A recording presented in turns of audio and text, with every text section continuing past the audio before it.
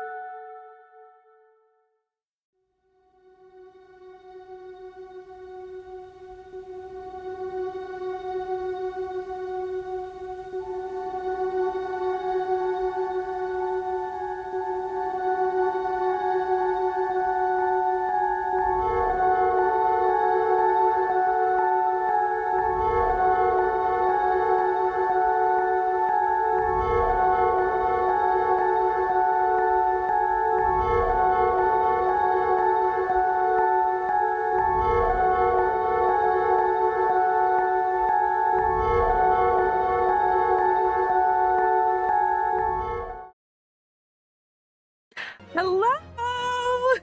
We're back. Oh my god, we are back. I am forcing a chipperness. I'm so sorry. I don't know why I'm doing this. But hello. We are less depressed. We are obviously late. Actually no, incorrect. I'm never late. Everyone else is just too early. If I say that enough times, it will be true. But hello. I'm a little less depressed. Really needed all those days off from being horrendously depressed.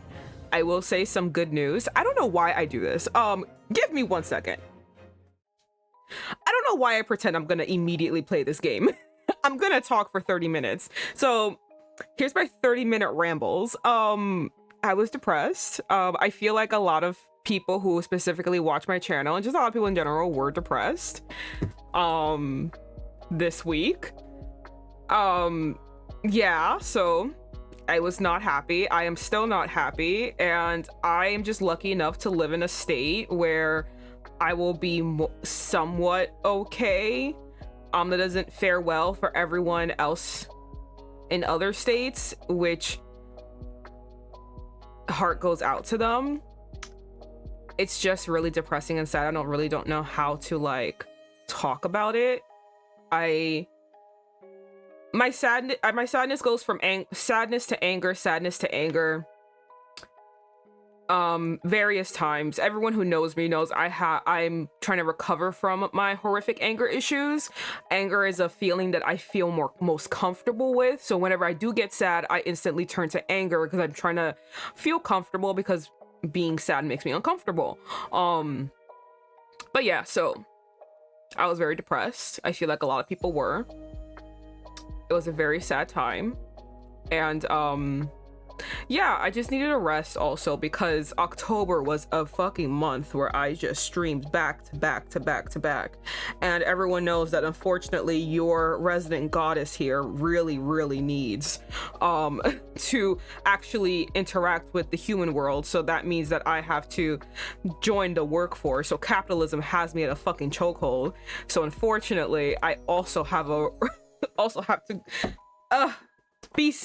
go to other places.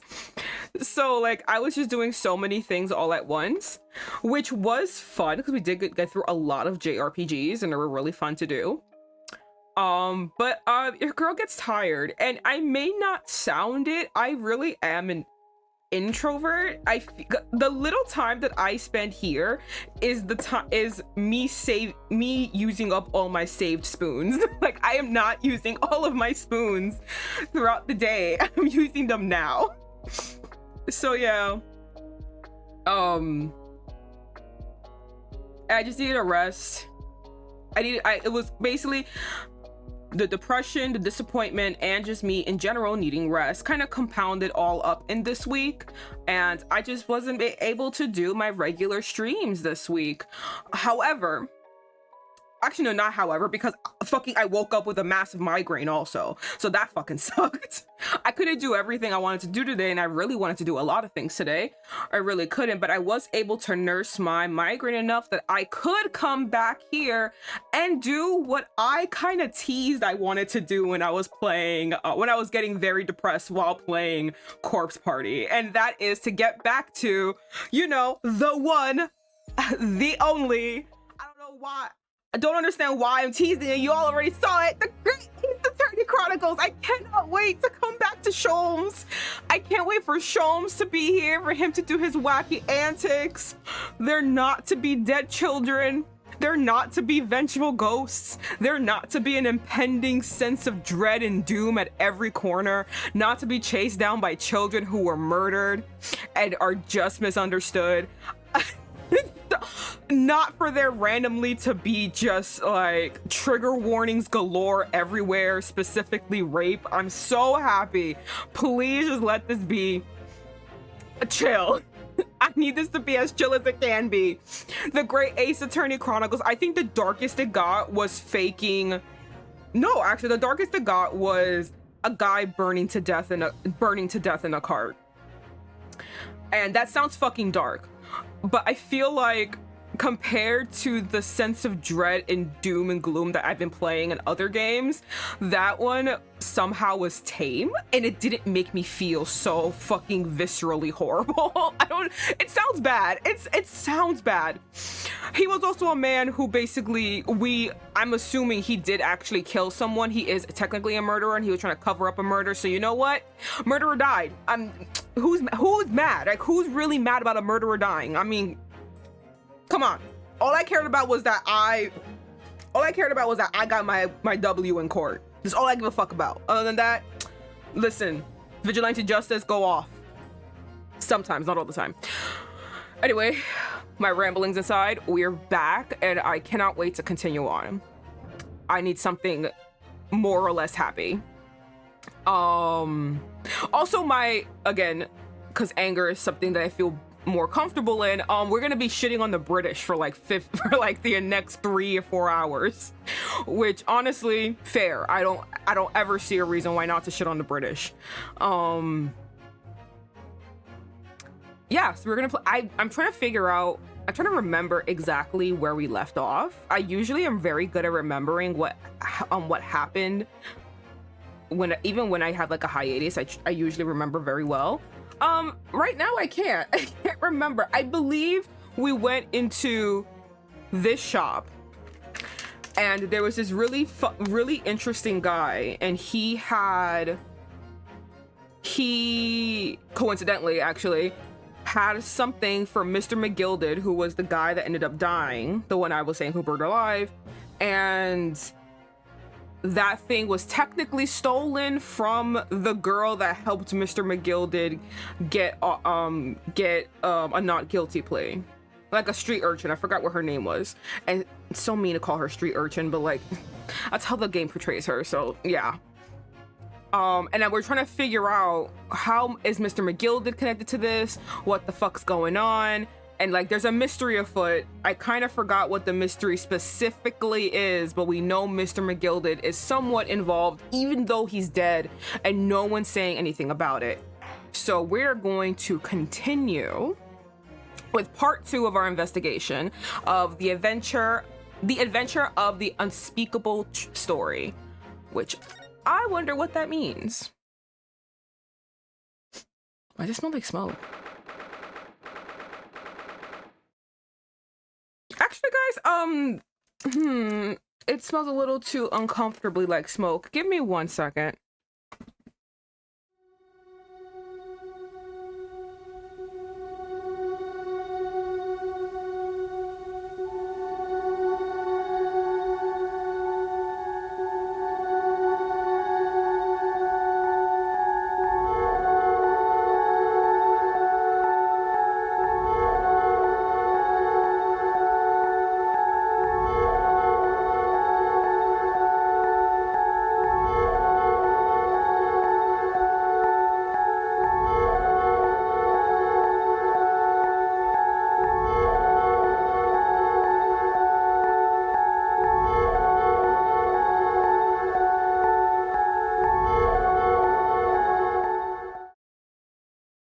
Crisis averted, apparently. Oh god. Yes. Hi, Taiju. What am I holding? What's wrong? What's wrong? What am I holding? Oh no. Oh no, what's wrong? Okay, well, I'll figure it out. We'll figure it out in a second. Okay. All right. So, April 15th, Baker Street. Oh, I was making a joke instead of an objection. Okay. Oh, God. You should have yelled objection. Oh, what's the thing that you yell after an objection? Like, if I want to counter you, like, objection. Oh, fuck. I'll figure it out when a certain vampiric man appears and makes me mad enough to remember. See? That's why I ate grown-ups. Oh, wait. She needs like a urchin accent. Hold on. Oh, fuck, I forgot. I did accents for this. God, I hate this. Why did I commit to accents in this game? See? That's why I hate grown-ups. All they do is feed you to a pack of old lies and take stuff away from y'all. Oh, really, Miss Lestrade? Lestrade? Tell me, is that overcoat keeping you warm? What? Oh my! Surely you weren't given that? Yeah. The D let me take it. After I looked daggers at him for a long time. For long enough. It went through the pockets and then said, "Go on then, have it," before taking me to Scrapper. I love that little coin thing she does. That's so fucking cool. I want to know how to do that. Always pays off, giving people look like you ate them. I can't help feeling that it's going to get you into serious. I can't help feeling that it's going to get you into serious trouble one day. It will one day.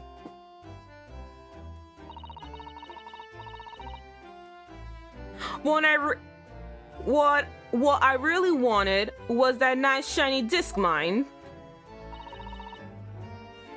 The music box disc? Oh yeah, I forgot. They found like a DVD. A music box disc. There you go.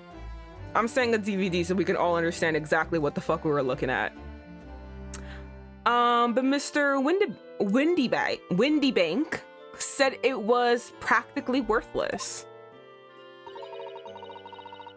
I think I'm gonna go and have another bash. Give him a long, odd stare. I think not, Miss Lestrade. I keep wanting to say Strahd because of, you know, Count von Strahd, like because of Count Strahd. Strahd von Zarovich. I keep wanting to say Strahd, but it's a Strad. So I will be messing this up. I don't think so, Miss Lestrade. We haven't, we shan't enter Windybanks again today. Why not? That's not fair. It can't be helped. It can't be helped, I'm afraid. The police are investigating the scene now and taking a statement from Mr. Windybank. What the fuck did we do? I literally forgot. What the fuck did we do that the police are here? It was that weird man, right? But like, what did the weird man do again? I forgot. We had like a whole big showdown with this weird man, but I don't remember what the showdown particularly was about, other than him making a JoJo pose like 24/7, which honestly made him my favorite character because of that. Oh my, give me a second. God, I needed some air. Okay. But at this point, I had the ticket for this jacket, and it was in my coat pocket. And there should be something enough. There should be something else. And there should be something else and all. That's what that rotten cove said, ain't it? Can't read this woman. Yes, he did. Yes, he did mention something about another article, didn't he? Roanoske, it's what I love is that I 100% know if I was in this fucking place and she was talking to me, I would never understand a damn thing she was saying. I'd be like, Sholmes, I need you to translate. I need you. Oh my god. I feel like I would be like Marlin from Finding Nemo when the little turtle was talking to him. He's like, he's trying to speak to me. I fucking know it. Like, I can't understand a damn. I'm so sorry. I don't understand what you're talking about, ma'am. Like, that's how I feel. Because I've always said this before. English accent, especially like the hard one that she's doing right now. I'm not doing it, but like the one that she's doing, they're fucking like illegible. Like, you're not reading them, but like they're incomprehensible to hear in the ear. Like, I don't know what the fuck they're saying. I don't know what the fuck's happening. Like, they're just talking and I see the mouth move, but words are not comprehending to me. The best English accents are people who are not English, because you can actually understand a damn thing they're saying, especially when there's like broken like this. So I know that if I were here, it would be like, I can't understand a damn thing you're saying, ma'am. Like, I'd be there crying. I'm like, Sholmes, please. I can't understand her. We're speaking the same language.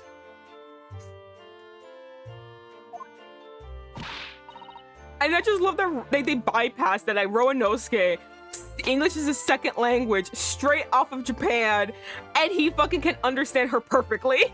And I think he had a harder trouble understanding the German people on the boat than he does understanding her. Oh, and let's not forget that they fucking gave Roanosuke a fucking British ass accent. He's built different, most probably, because, oh no, he definitely is built different, because he fucking like was able to like, what's it called? Like, bend his bones in a way to like sleep in this closet. We all know he wasn't sleeping in the closet, but you know, for sake of the game, to like basically sleep in this fucking like little closet to like be a stowaway. He's built different, and like he can understand his bench, because I know here I'd be like, I can't, I don't know what you're saying. Well then, that's mine too, whatever it is. Now she's really pushing her luck. Yeah, she just wants it. She just wants whatever like is supposed to be hers. Mr. Strand, I think it's time to admit defeat.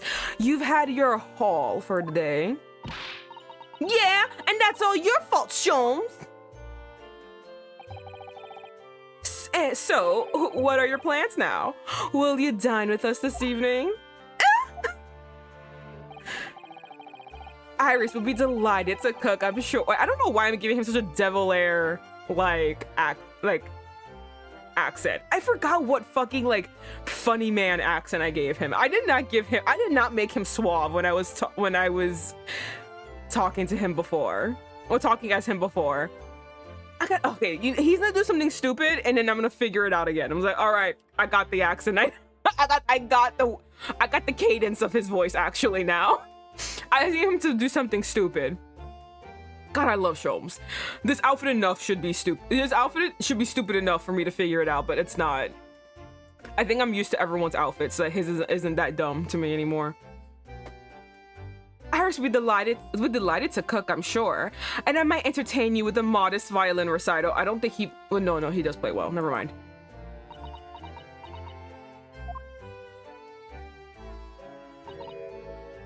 Nota. Oh. Why would I come around your place, huh? Have you lost your mind or something? Your head or something. Your ed or something. I'm sorry. Cannot say what she says. Oh dear, she's gone. I know. Having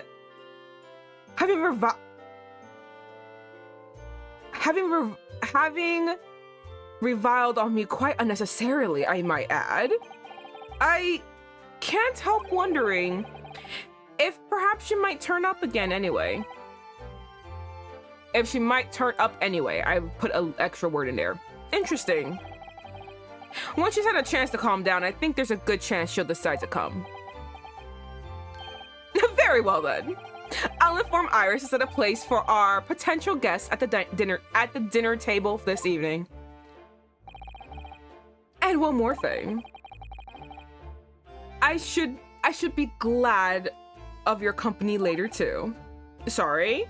I swore he was talking to our girl over here. I was like, damn, she's finally getting her dream. I believe I will have a rather splendid surprise to show you. Oh, how exciting! What is it? You shall have to wait and see, Miss Suzuto. Until then. Well, until later then. Oh, okay. Do we examine? I feel like we... Oh my god, I forgot I have fucking nails on. Oh no, this is gonna be difficult. Oh no, hold on. Oh. For everyone who don't know, your girlie loves artificial nails, and the artificial nails she got on right now are fucking stilettos. If you need to know what stilettos look like, they look like fucking... they look like fucking knives on your hand. Yes, I have like these fucking long ass nails that can puncture everyone's eyeballs off. Okay, I think I did everything. Yes, I did not think about that when I was playing it, when I decided to play this game. Okay, so he said go back home. So I guess we're just go back home. What's this? Oh, that's our room. Oh, let's go back home.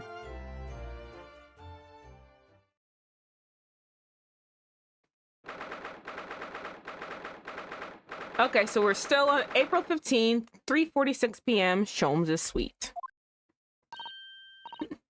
Oh, Susie, Bruno, come on, come in. I forget we have a fucking child here who's wearing a weird steampunk corset. I don't think she's a child, but because she's like 3 feet tall, I'm gonna say she's a child. Good afternoon, Iris. Thank you so much for breakfast this morning. Oh, don't mention it. Goodness, look at the time already. She's wearing a book bag. I didn't notice that. Does it have like little keychains on the book bag? Busy as always? I am. I'm preparing everything for dinner this evening. Already? You're obviously cooking something special, are you? Oh yes, after all, we have a special guest joining us. How the fuck did you know? I forgot this bitch has a gun. This bitch is a fucking gun. I forgot. It's not a real gun. Well, it is a real gun. It's just like a smoke gun. I think it's only smoke. I think there's more things that come out of it actually. I've only seen smoke. Guess who it is? Go on. You'll never guess. Fuck, what's her name again? Look at those little eyes of hers shining. Oh dear. It is awkward when you already know the answer, isn't it? It's Ginny! Isn't that exciting? Oh, what a surprise! Yes, wonderful news! Wow, Iris seems overjoyed at the idea.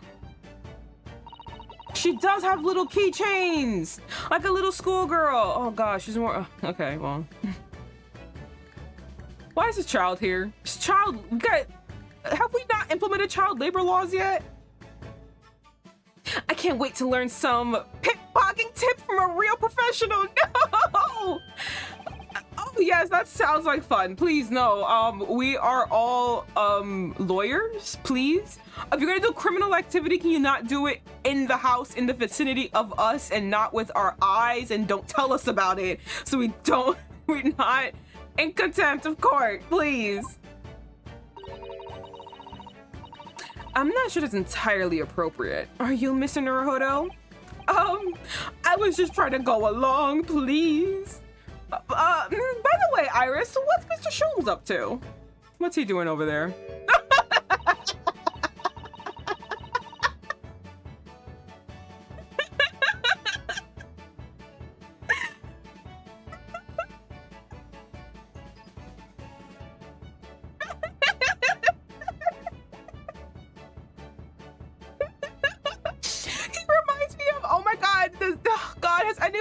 Seen like Oron High School Host Club? He like did, I don't know why, but this is like the same energy of Tamaki being in the corner and fucking bawling.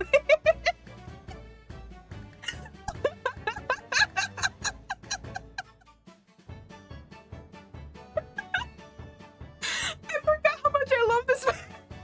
I like hate him and love him all at the same time, but now like he's truly just bringing me so much joy. I love it.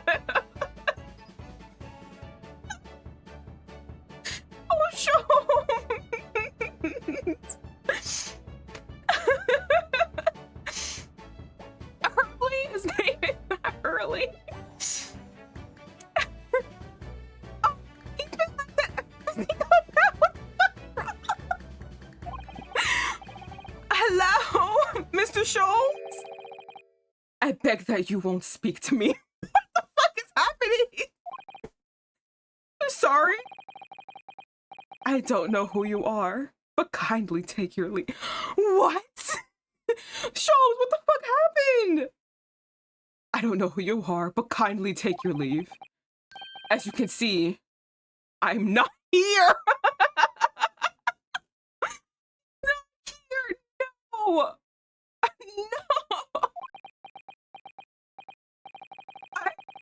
I don't know how to respond to that. I don't know either. What do you mean? Are you trying to disassociate? Are you not here mentally? Mance is depressed. He is. Hello, Zakia. What is happening? I do apologize. When he gets like this, completely oblivious to everything. What is this? I need you to explain to me, Iris, what is that? What was that we just saw? Yes, I see. Really, he behaves just like a child sometimes, Hurley does. Mr. Sholmes and Iris have something of a parent and child relationship, don't they? But the child is the parent. Do you not understand that? She is too small to be assuming this parent role. Yes, except that Iris is clearly the parent here. Thank you. Like, what the fuck? Come to think of it, I wonder where her real parents are. No, didn't we just say that wasn't her dad the professor that died in the first case? I swore we discussed this. Like, her dad is the guy that died. What's the matter, Bruno? I mean, you have ever such a funny look on your face. Oh, no, it's nothing. I know what it is. Boom. Why does this girl live here with Mr. Sholmes, you're wondering? Am I right?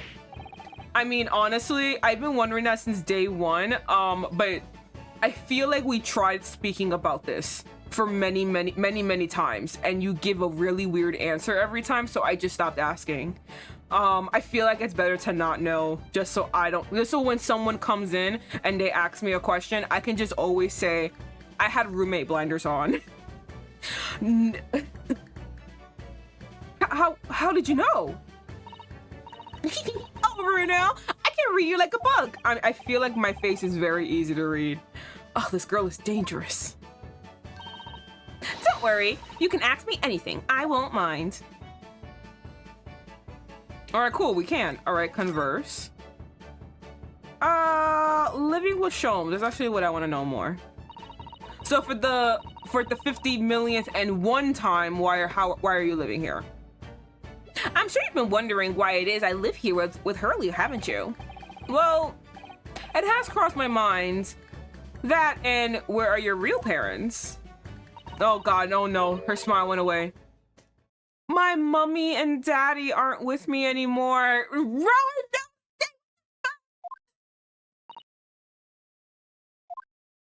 Wow, the happy mood just fucking left. Thank you.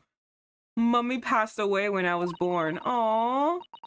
And around the same time, my father, well, he had to go to a faraway land because one of the cases he and Hurley were working on. Oh. Wait a minute. Did you say he and Hurley? Yes. Daddy and Hurley were always solving mysterious cases together. Yes, I feel like we spoke about this, or was it that mainly Stone actually told me, and we figured out on our own that her dad is Watson, the guy that died in the first case.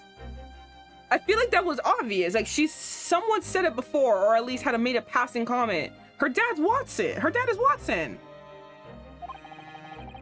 She didn't mention that before. I feel like she did. I feel like she did, Ronos. I think you're just not listening.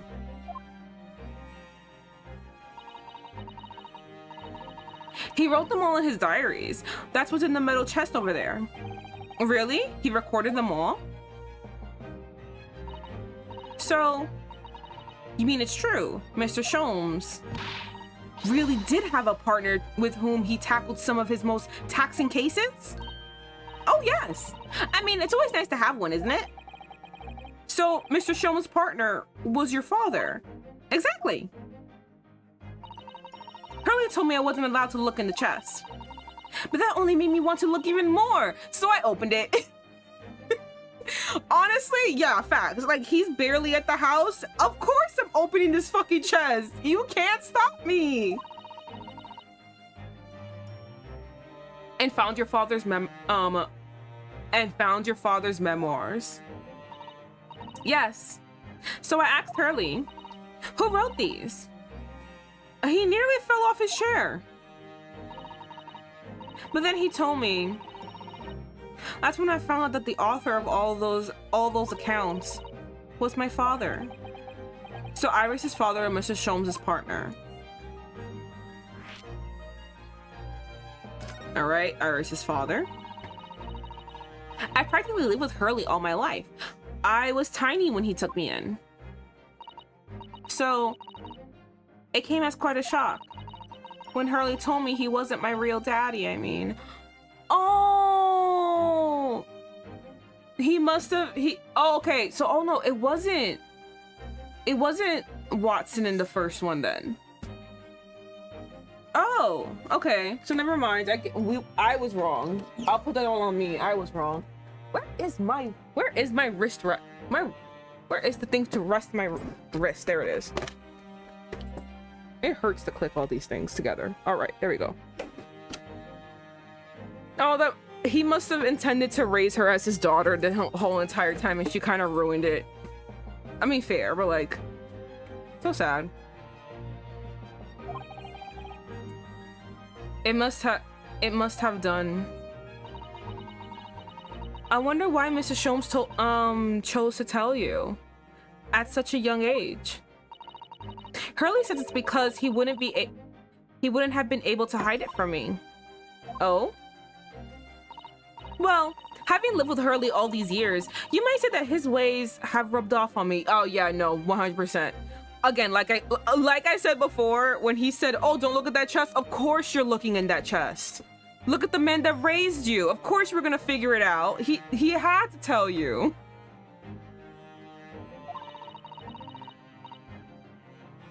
There are some things I can just see.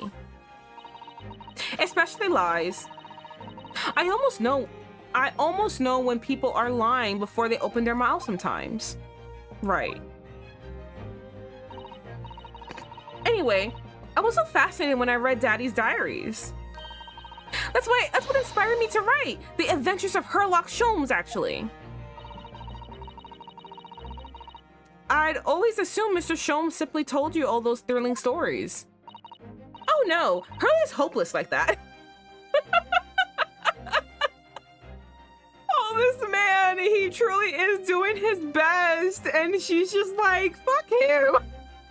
He forgets everything. As soon as he solved the case, it all but vanishes from his mind. He's making room for the next one. What do you mean? It's so funny because I do the same thing, but it's not like this. It's more like if I find something horrendously disturbing, my brain will just say, and we don't have to remember that actually. What was it? I think a very, very like, what was it? I was speaking with a friend of mine and we were talking about Crimson Peak. I believe that's the one it was. Crimson Peak. And we were just talking about it, and then she mentioned that the main character had sex with Tom Hiddleston's character, and I was like, no, she didn't. And she was like, yes, he did. Yes, she did. And I'm like, no, she didn't. And she's like, yes, she did. And I'm like, I was literally watching this thing, did not take my eyes off of her for 1 second. I don't remember this sex scene. And then like I had to replay it, and then there it was. And I was just like, wow, my brain really said, no, I refuse to acknowledge that she's having sex with this man who's clearly in love with his sister and having sex with her somewhere. Who's clearly having a weird, like, incestuous relationship, if not actually having sex, like, fucking, they're too enmeshed. And this crumbling house with all this debt, there's no way she's actually stooping this low to give her pussy to this man. I did that for me. I was like, I can't have this. No, please, no.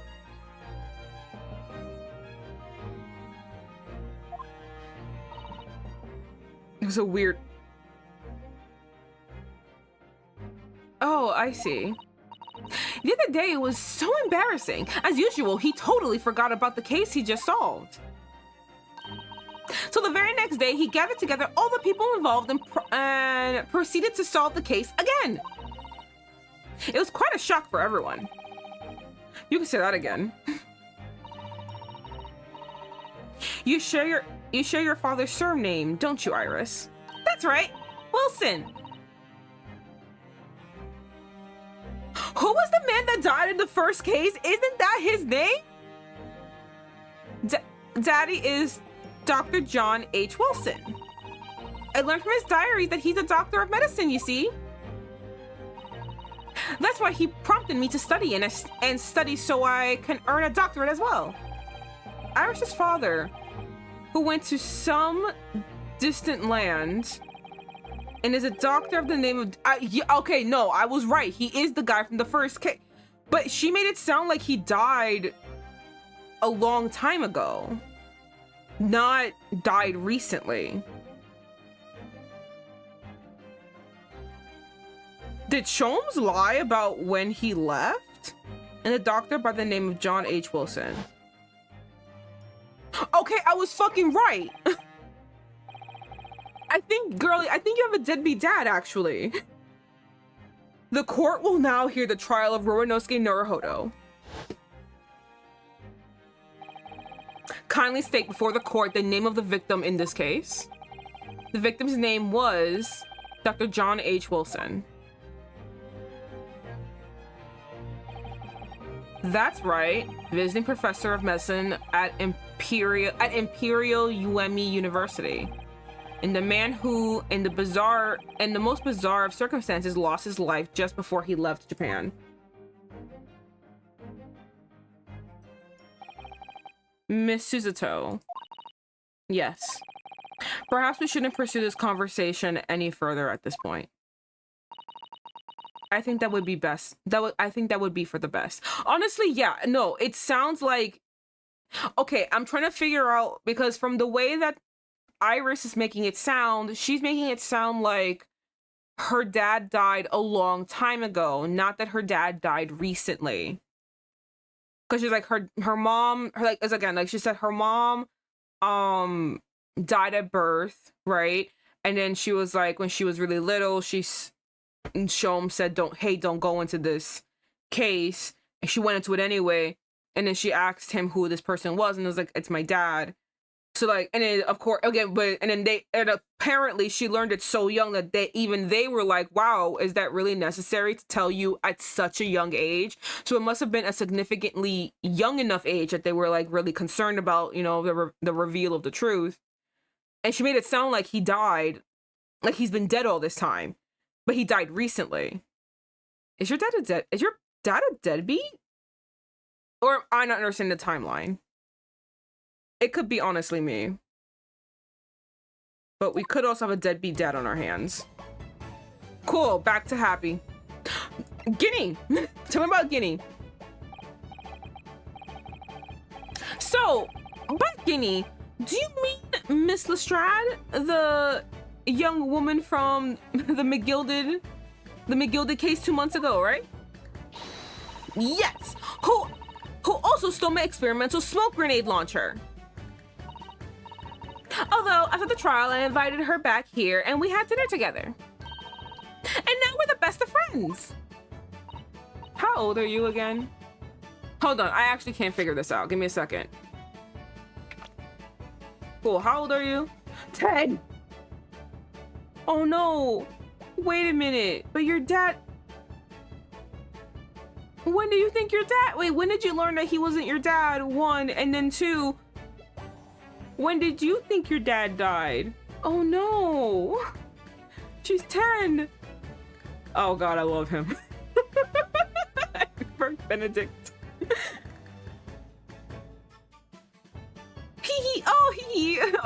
What a lovely tale. Yes, now I bump into her on the street, she runs away as fast as she can. Bruh. Oh. And I chase after her down the back alleys. Interesting idea of friendship. And then I let her have it with the latest color of smoke grenade I've developed. Oh. There are so many beautiful colors in the world. Guinea wanted me to make a whole rainbow. I suppose that this means you've let Miss Lestrade keep the smoke grenade launcher, have you? Yes, that's right. I got bored of it anyway. Hurley always reacts the same when I shoot him with it now. Poor Hurley. Oh, I can't wait for Guinea to arrive. It's been too long since she last came over. I'm so excited. I just hope she does actually come. She has to, for the game to progress. Oh my goodness. Oh, dear friends, how good to see you. What happened? Are you okay, Sholmes? Mr. Sholmes! Why ever did you not make your presence known to me before? Well, no matter now. So, how the devil are you? We just spoke, like, outside. Like, what's happening? We've been with you for most of the day. Goodness, really? Do tell me, Mr. Sholmes, is your violin unscathed? My violin? What are you talking about, dear madam? Oh my god, is he on drugs? Is that what the unspeakable truth is? That there's drugs running afoot? I mean, this is during the time when drugs would be running afoot. Is he on drugs? Oh, what do you mean? Oh wait, it's part of a case, and we solved it technically. So he has fucking no idea about what happened. Are you serious? Like, you literally forgot we were with you? We literally tag teamed on a K, on, like, you know, on a deduction. What do you mean? Did you forget about that? Our deductions are so much fun. Never mind that now. I have something far more interesting to show you. Behold, my dear friend. You got it? Behold, my dear friends. Oh, another music box disc? No, not another disc, Mr. Zato. This is the one Gregson demanded we hand over as evidence. Mr. McGuilded's disc. Oh my, oh wow. You're okay with breaking, oh, you are Sherlock Holmes. You are okay with breaking the law, never mind. Then what's it doing here? Listen, we're rule breakers here, okay? Listen, the laws are a suggestion. you know, at times, Mr. Naruhodo, I think that though I have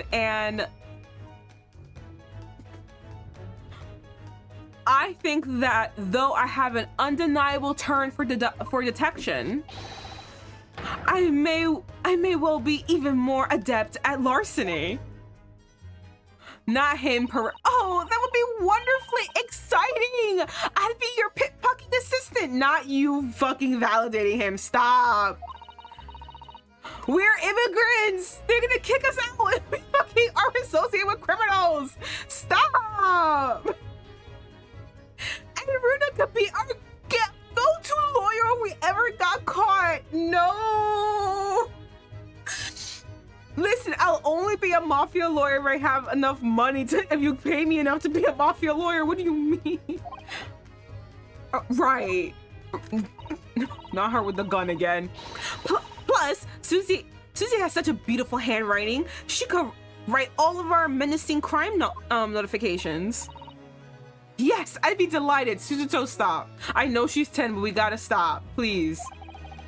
I'm just going to pretend this conversation never happened, I think. Yes. She agrees. Suzuto agrees. All right, what the fuck is going on with you, Sholmes? Cool, yeah, the music box disc. What the fuck is it? Why did you take it? I mean, I know why I would take it, but like, honestly, what the fuck's going on with you and you taking it? I don't understand. How did that disc come to be in your possession? I thought Inspector Gregson took it back to Scotland Yard. Quite correct. And that sort of uncompromising attitude is precisely why I always carry some of this. That's a bar of caramel, Mr. Sholmes.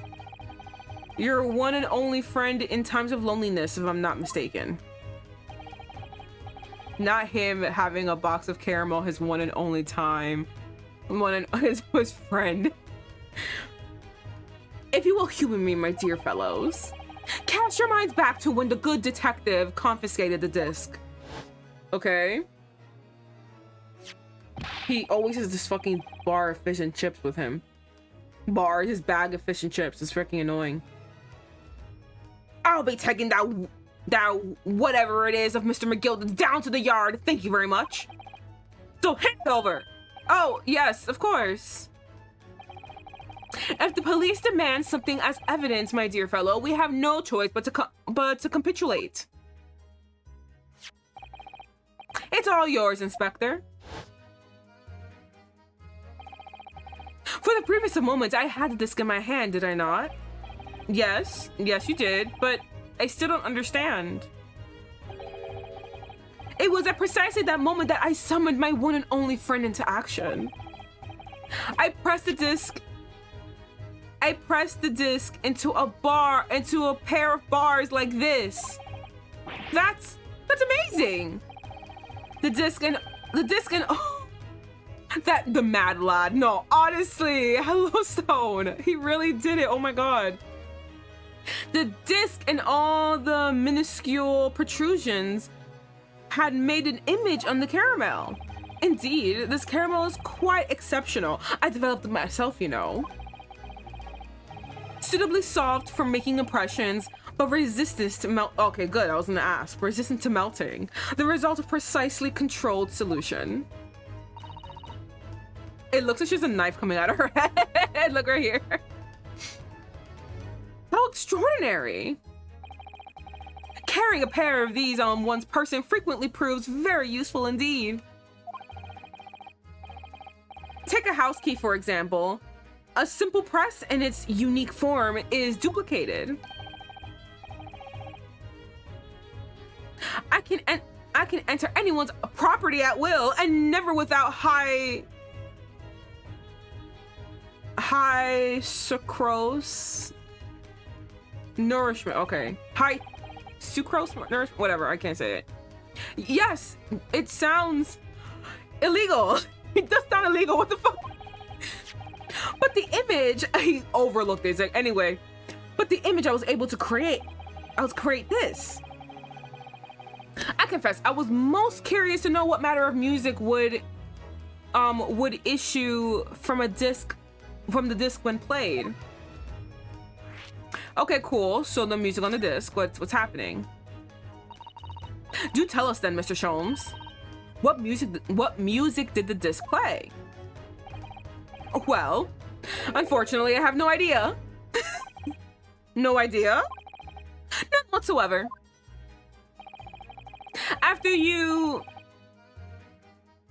Oh, no, not after. Are you familiar with the works of a music box, my dear fellows? No, I'm afraid not. Goodness, you don't know, Runa? No. Why'd the music stop? What happened? Oh, okay. Oh. Inside the music box, there's a special metal piece called the comb. You know, I was wondering, because they were like the disc, but I only know it of this circular motion.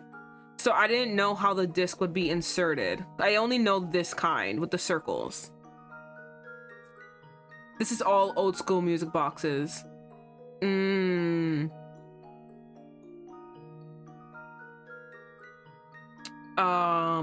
That's what produces the sound. Small protuberances pluck a different teeth on the comb as they rotate past it, making the different notes. I know that, but like it's a disc, so I want to know, because that's what I was most confused about, because it was a disc, because I only know these circular ones. The first music boxes to be invented used a rotating my god, I cannot speak. So each music box would be unique to itself, meaning that you would need mass duplicates for the same items to work. The first music boxes to be invented used a rotating cylinder with protubulars on it.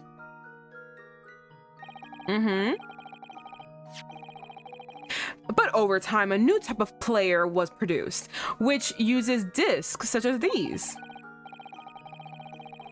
With that development, the popularity of music boxes spread far and wide, all around the globe. Think of having a CD player that can only play one specific disc. If you want to play another, you will need to find a CD player for that CD. Oh my god.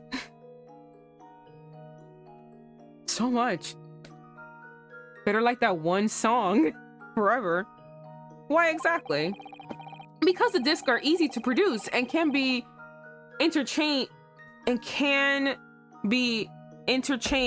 to facilitate the playing of different tunes. There are great many firms in Europe now now manufacturing music boxes as a result. It is a wonder to be able to enjoy music even when no performer is present. But it's the very success of the invention that means that we are now presented with an insurmountable problem. What do you mean? What's the problem? As you may imagine, the construction of one firm's music box does not match that of another. And we have no way of knowing in which music box this particular disc is designed to be played. There is no resolution to this problem, I'm afraid. It's quite intractable. Ah, I see. So that's why... Naturally, I tested the disc on a few music boxes I have at my disposal. That's a sound? But as you can hear, to no avail. Oh, it's a different song every time. The results are equally unsatisfying in this one. So, I am presently engaged in acquiring an example of all music boxes ever made in Europe. God, every single one? That's Hurley for you. Always taking things too far. But my dear girl, the unsolved riddle is quite repugnant to my constitution. No wonder you're going crazy. But surely all the different types in Europe will amount to a huge volume of music boxes, won't it? Yes, that is certainly true. In the worst case. I would just have to ask you to vacate the attic room. What?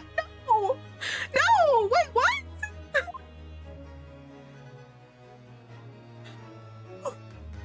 Leave that there?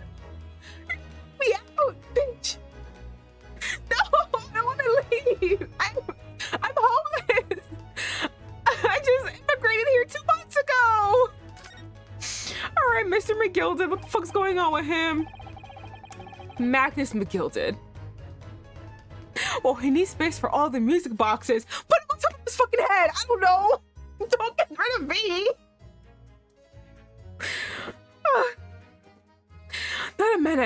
Not a name I expected to hear again so soon. Yes. It's only been 2 months since that grisly case. Damn, I remember this. Oh god, that was crazy. The worst part was that this whole scene was during an ad break too. I was like, bro, if anyone want to see, you gotta go watch the VOD.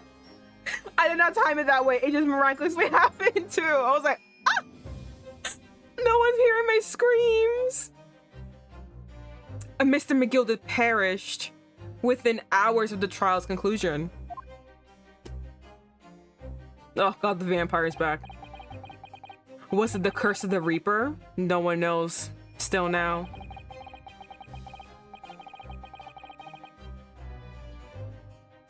The omnibus, there you go. The omnibus was reduced to a pile of ash. Not a shred of evidence remained.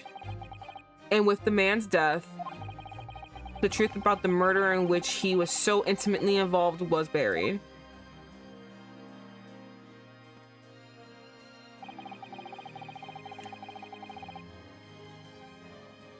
Even though we successfully established Mr. McGuilded's innocence in the trial, The newspapers are still claiming that it remains an unsolved case. I mean, come on, guys. It was clearly an unsolved case. I think he did it. Listen, it's not our, listen, I'm just happy we got a W, okay? It's not about being right or wrong in court, it's about winning. And we won, and that's all that matters to me. We won. We only missed the smell of bubbling flesh, the cold gaze of a man, and the unnerving screams of a blackened soul. All important things to watch. Exactly. All, like, to truly grasp the story. That's what you need. That's what you all missed. Truly a sight to behold, honestly. It was crazy. Everyone was like, "Put out the flames. There's no water." I was like, "What do you mean there's no water?"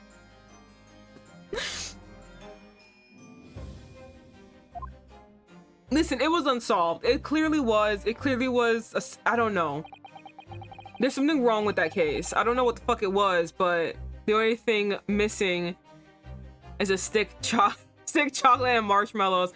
Don't forget graham crackers. We gotta have graham crackers. But yes, all I was missing. Like I said when I first started the stream, a murderer died, and honestly, who's mad about that? A murderer got killed. Who cares? I got my W and he died. Honestly, I feel like that's a win-win. The murder of the brickmaker, the thrice fired mason. Oh, this motherfucker. I love him.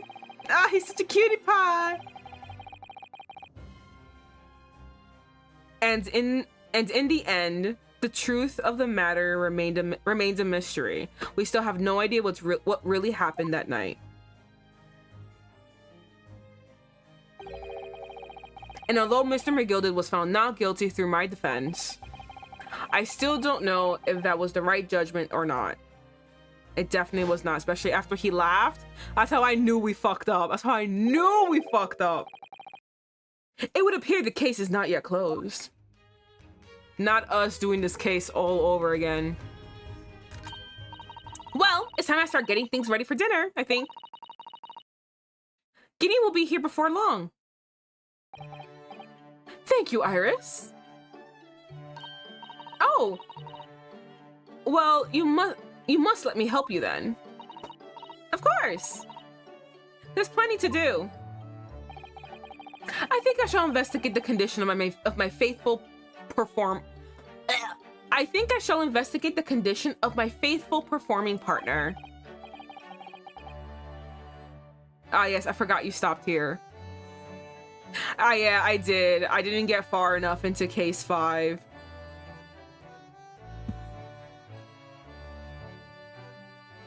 What's happening? Okay. Now then, where did I leave it? Hopefully not back in that fucking place. Well, this is a long case. Yeah, I heard. Let this be a lesson to you, Mr. Sholmes. Never leave anything too precious to the pawnbroker. Yes. You may be right. Oh, that reminds me of something Mr. Windybank. Oh, God. Mr. Windybank said before. He said that he had a manuscript of Iris's in pawn, didn't he? Oh, he did. You got the money to get it back? Did he? Was that you? Yes, he definitely mentioned it. Mr. Sholmes' latest tale of otherworldly mystery lies dormant in my storeroom. Were his words, I believe. What the fuck did you do, Sholmes? So you heard about that, didn't you? I expect you were as incensed as I was. Oh, yes. The idea of such a wonderful story languishing in Mr. Windybank's storeroom gathering dust. My dear madam, I am quite sure I told you already. The pawnbroker's storeroom is the safest place for it. More secure than the bank's vault. And what about you? Wait. What the hell is that word? And what about your Stradivarius, Hurley? Was it that safe and secure? Oh, his violin. Well, there may be the occasional mix-up. caused by a certain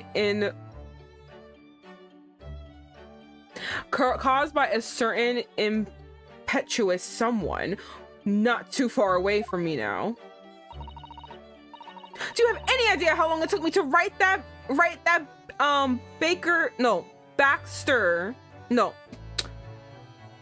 Baskerville. There you go. Do you know how long it took me to write that Baskerville story, Hurley?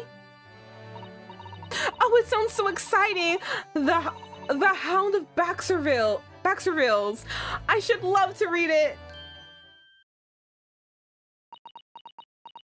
What happened? Who said something wrong? What happened? Why are you both looking at me like that? Yo, what happened? Am I the only... What's going on here? Thank you. Why does it feel like an icy chill just swept through the room? What the fuck happened? Susie? What did you just say?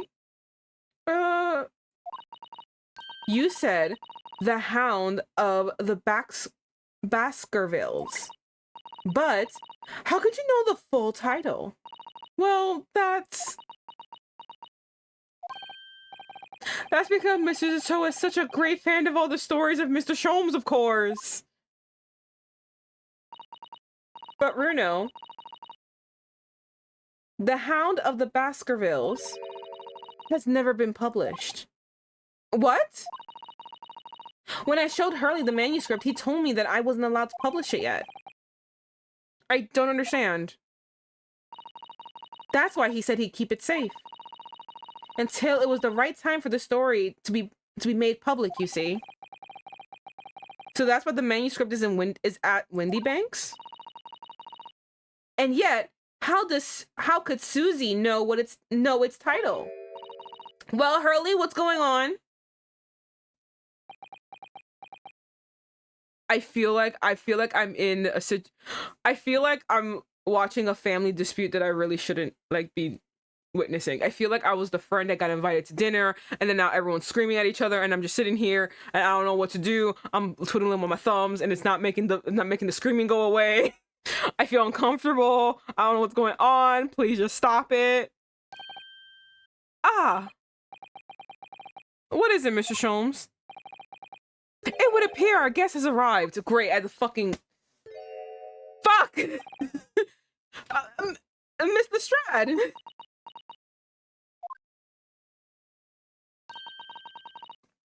This is a bad idea. I knew I weren't welcome. Weren't or wouldn't welcome. I'm going. She left. No, wait, Mr. Strad, please! There's tension in the air. Please just stay. We've all been eagerly awaiting your arrival. Haven't we, Iris? Why is everyone sad? What am I missing? What is happening? Oh, yes, just wait there, Guinea. We'll have everything ready in a jiffy. Come along, Susie. Right, of course. What the It's a pleasure to see you, Miss Lestrade. Please make yourself at home. What happened? You stand in the doorway, my dear girl. Come along in. What say you to some Mendel Soren? The alcohol? I won't take no for an answer. Meddlesome it is then. He's like, oh my god. Must act tough. Kitty! Oh, oh, the kitty.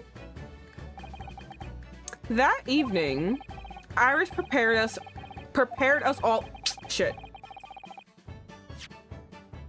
That evening, Iris prepared us all a meal that was even more delicious than usual. Mr. Sholmes' violin performance was in no way meddlesome.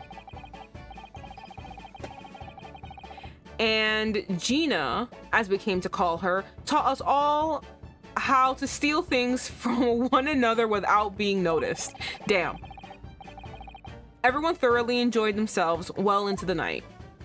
No one gonna talk about what the fuck happened? All right, same day, but we're at 9:34.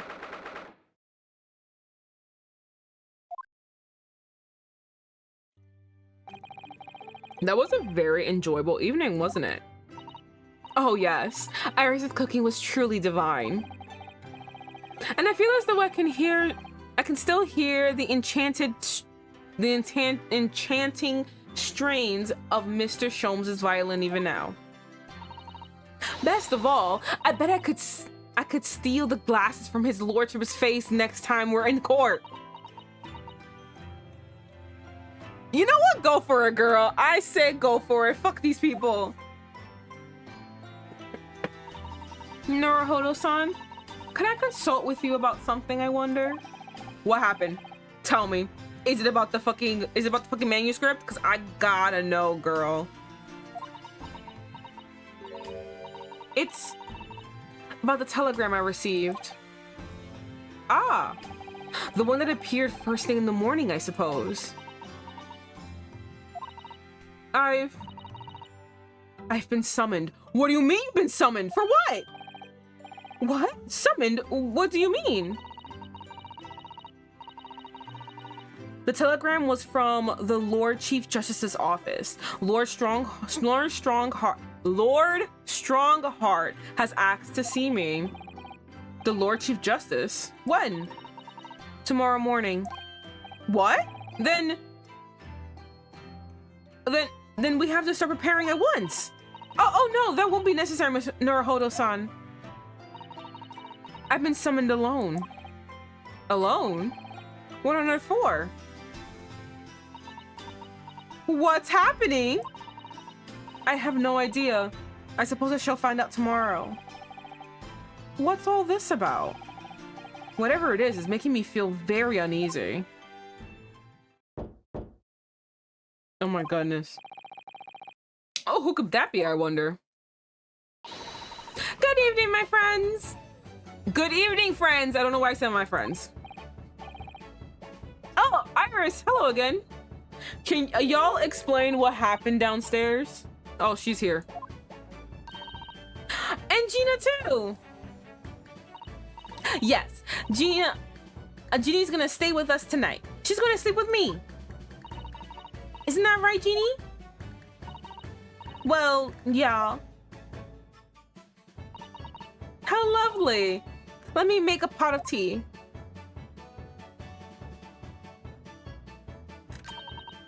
You know, I've learned so much today. Oh, what in particular? All the things Jeannie showed us. Wasn't it wonderful? You mean all those pickpocketing techniques? We had fun trying them out on each other, didn't we? I think I've awoken a natural talent. I could earn a living from it. You might be getting ahead of yourself a little there. So what brings you up to our humble quarters at this late hour? Well, you see, I came to return this. Wait, what? That's mine! Oh my! How did you get it down his whole ass arm and he didn't notice? Oof. I told you, didn't I? I have a natural talent for it. Oh yes, I've forgotten. Iris literally is a child genius. So anyway, here, you can have it back. Not that I really understand why you wear it though. I don't know why I'm mumbling words. I don't know why I'm doing this. Oh, thank you. All right then, good night. Yes, good night. Anyone want to talk about what happened downstairs? Anyone want to talk about what happened downstairs? Anyone? Anyone, please? So this is your office, is it? Not leaving, cool. What do you think, Jeannie? I swore she had something in her I just swore she had something in her mouth. Didn't it look funny in her mouth? I think I wouldn't fancy me chances with a lawyer with a lawyer lives in a place like this. Yes, me too. Are you thinking what? It seems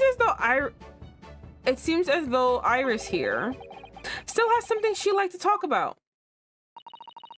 I suppose she probably wants to talk about the manuscript. Yes, I suppose she probably does. All right, I guess so. The manuscript. What the fuck's going on with this? Iris, what's happening?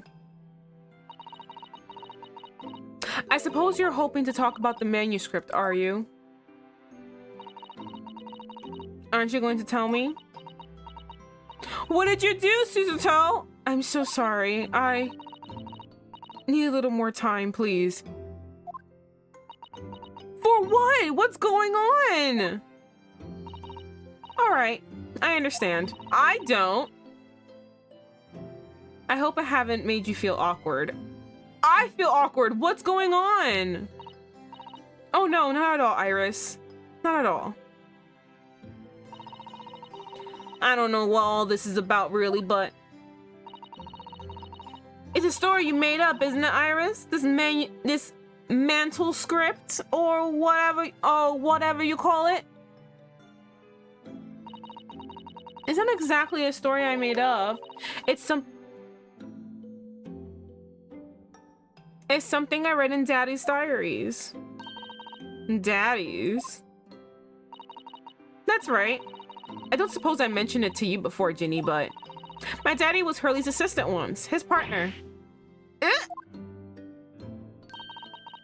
They solved all sorts of strange and mysterious cases together. Is that right, mister? Apparently so. I was surprised as you are, though.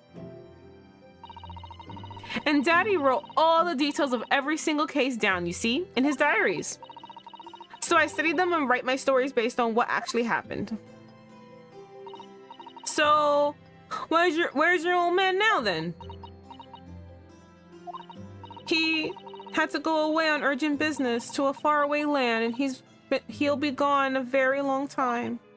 So, I never really met him. Wait, what do you mean? How long ago did he leave? If you've never really met him? Has he been in Japan for the entire 10 years of your life? Oh, right. Come to think of it, I don't know anything about Gina's parents either. Perhaps we should ask her.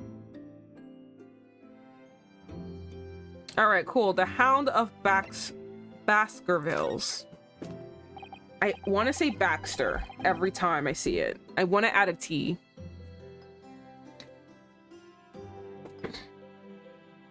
Iris, this Hound of Baskerville story. I take it that it's another tale inspired by your father's accounts? That's right. I thought it was fascinating. But it's different somehow. From the other cases, I mean. When she's like this, she looks so grown up. I don't like it. I want her to look 10 years old. But she looks so grown up. So it's kind of... What's going on? What is Suzuto not explaining? I'd be screaming. Suzuto, please explain. Oh, how? I don't really know. But it must be special in some way. Because after I'd written it and showed the manuscript to Hurley, he turned as white as a sheet. It was the first time I've ever seen him like that. It pains me to have to say this after you toiled over it for so long, Iris. But this story must not be published at this time, under any circumstances. But why not? It's one of my best works. I'm not at liberty to say, not now, so please do not ask me. All right then, I won't. But I do solemnly swear that I will explain everything one day, Iris, when the time is right. And that's what the manuscript came to, and that's how the manuscript came to be with Mr. Whitney Bank, isn't it? Yes. Hurley said it had to be somewhere very safe. That really gets my goat, that does. Iris treating you like a child. She's 10. How old is Jeannie? Hold on. 17. All right, you are very different from this one. She's 10, you're 17. It's kind of bad that Sholmes knows the reason. Yeah, like why is no one's... Are you talking about the reason for like the story, the reason like her dad? Because both are bad. He knows the reason why this shouldn't be published. Why isn't no one explaining anything? I want an explanation. I want to know what's happening. I'm very... Both. Maybe both. Honestly, they're both so bad. Like, can someone explain? She is a child. I refuse to take this from you. That's mean, that's what it is. Keeping secrets like that. Maybe in due time. Oh, I need due time now. I'm sure Mr. Sholmes isn't trying to be mean. Eh? If he said he wasn't at liberty to talk about it, I'm sure that must have been there must have been a very good reason. I think so too. Just you lot are too trusting for your own good.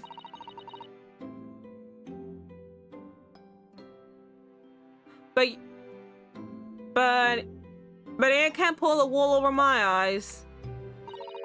Sholmes is lying to Iris. I bet my life on it. I think he is too. 100%. What? Hurley's lying to me? I think so too. That's it?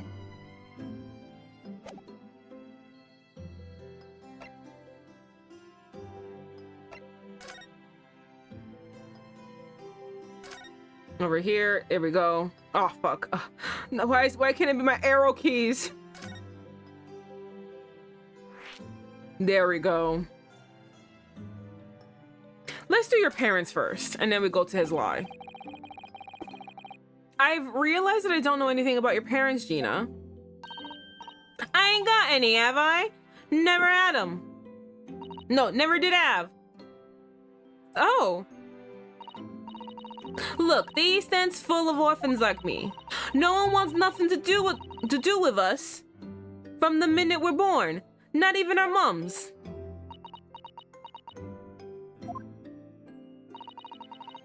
But we all stick together. The older ones look after the little ones and make sure they get by. So that's why you're a pickpocket. Nah. Diamond's my life. I love it.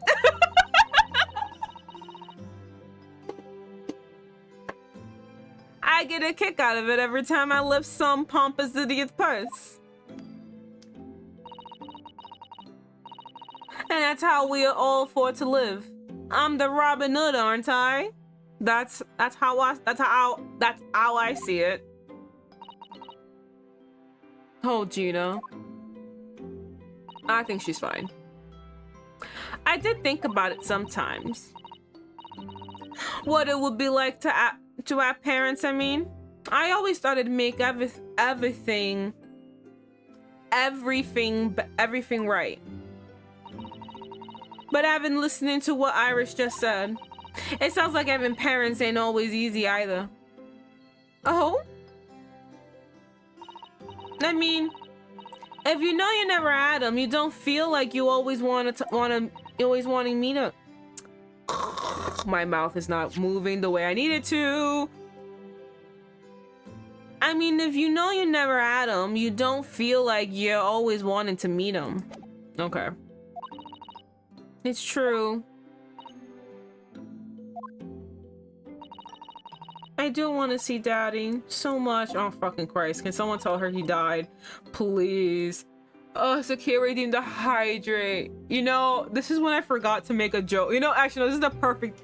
This is actually a good reason why. This is actually a good, I wanted to make a joke with the hydrate notification. I wanted it to be a soundbite and it to be, It's Raining Men, but it would be so horribly inappropriate to have the song It's Raining Men be played right now. So I'm just gonna take that hydrate to myself and, then that'd be very well, badly placed. Oh God, I hope everyone joins me in the hydrate. I really needed that.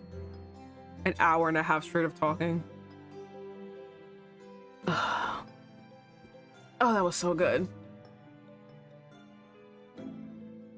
Oh, Iris. Okay, cool. Now Sholmes' lie. I love that she's just like, Pitbog is my life. I love it. She's so funny sometimes. Gina, what did you mean when you said that you know Mr. Sholmes is lying to Iris? Well, I'm trying to figure out what the E is. Oh, he. Okay, yeah. Well, I reckons it popped that mantle script or whatever, right? But come on, it's obviously a load of rubbish. Oh my. What did you think that, Gina? It's simple. If that story really is in old Windy Bank's storeroom, there's no way someone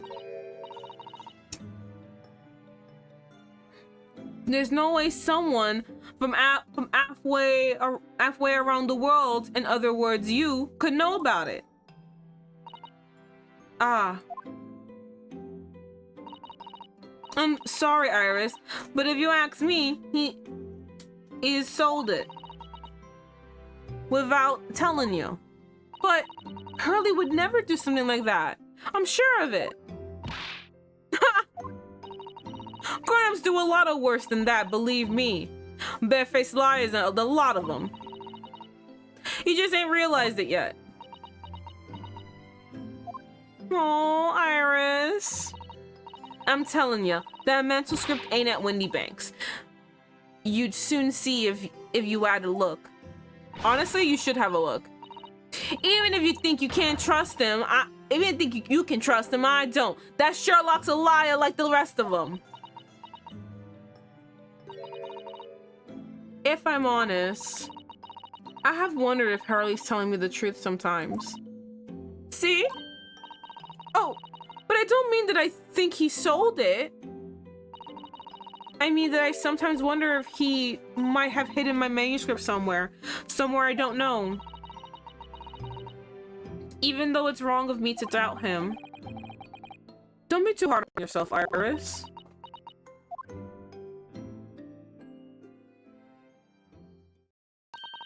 Oh my goodness, look at the time! Come along, Genie. Come along, Genie. We should get back downstairs. Yeah, alright. And please, don't mention any of this to Hurley, will you? No, of course not. Good night then, Iris. Good night, Gina. You must let me make breakfast for you tomorrow morning. I insist. Oh, yes, please. I can't wait, Susie. Good night, then.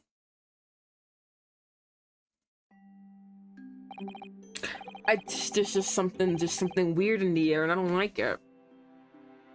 Iris, it sure is easy to forget, isn't it?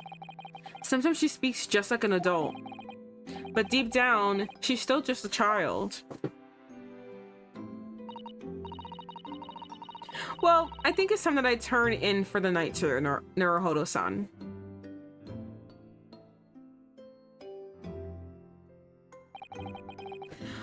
Dr. John H. Wilson, Iris's father. But also, the name of the The name of the murdered visiting professor at UME University. It can't be a mere coincidence. There's something deeper going on. What is happening? Not the many dots.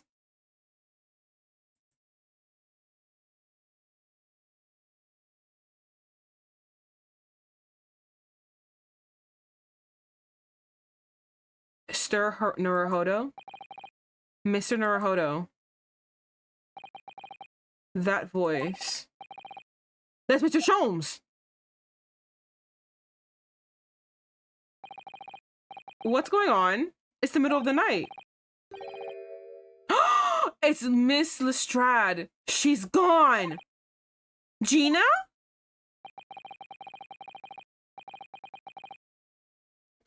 She was supposed to be sleeping in Iris's room, but her bed is empty. Well, she's an independent young woman. She's an independent young woman. She probably decided to go home, no? I think not. From speaking to her before she retired, I received a distant impression that she was looking forward to breakfasting with Miss Suzuto. No, I don't believe that girl has gone home. But I've been waiting for over an hour now. Over an hour? Oh. If you'll indulge me, look out the window, my dear fellow. What's this about?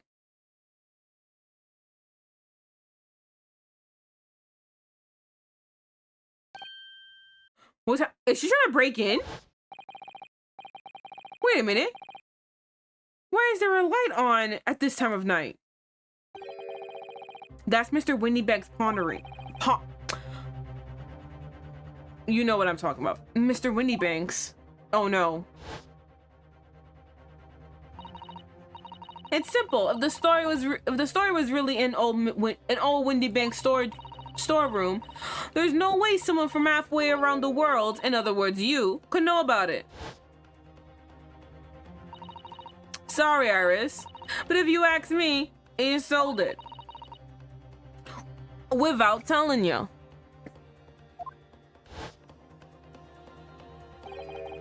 Could Gina have gone?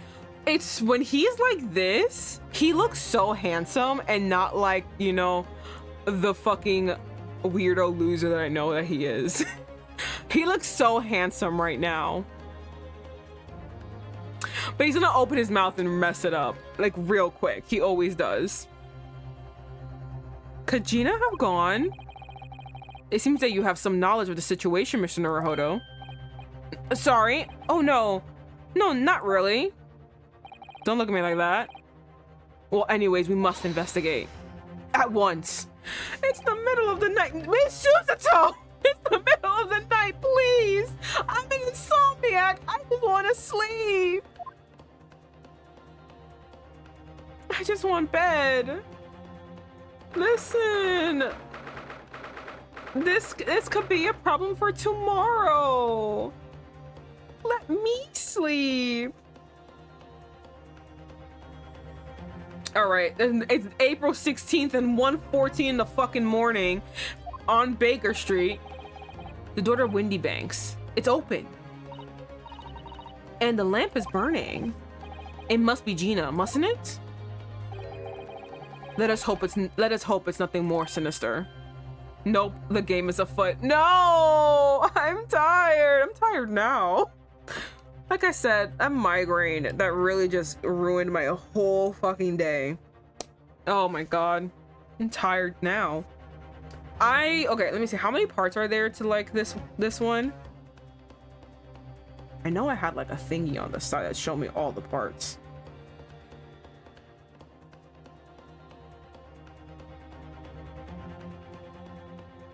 Okay, I'm gonna try to get through at least the investigation. So after this part, there's 2 more parts. I'm hoping they're short enough and I can get through the investigation tonight so I can get to the trial the next time. Because I want to get to trial. I want to get to court and fucking scream my lungs out about everything that's happening. What? Come.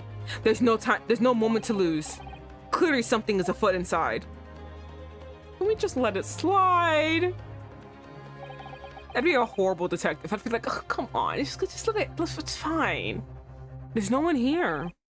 Oh, yes. There is. Oh! Oh! Mr. Sholmes! Not Mr. Sholmes. He can't put the fuck. No. He no. If Mr. Sholmes is dead, I can't stop. I can't play. If Sholmes is dead, I can't play this game anymore. I play this game to not be depressed. No.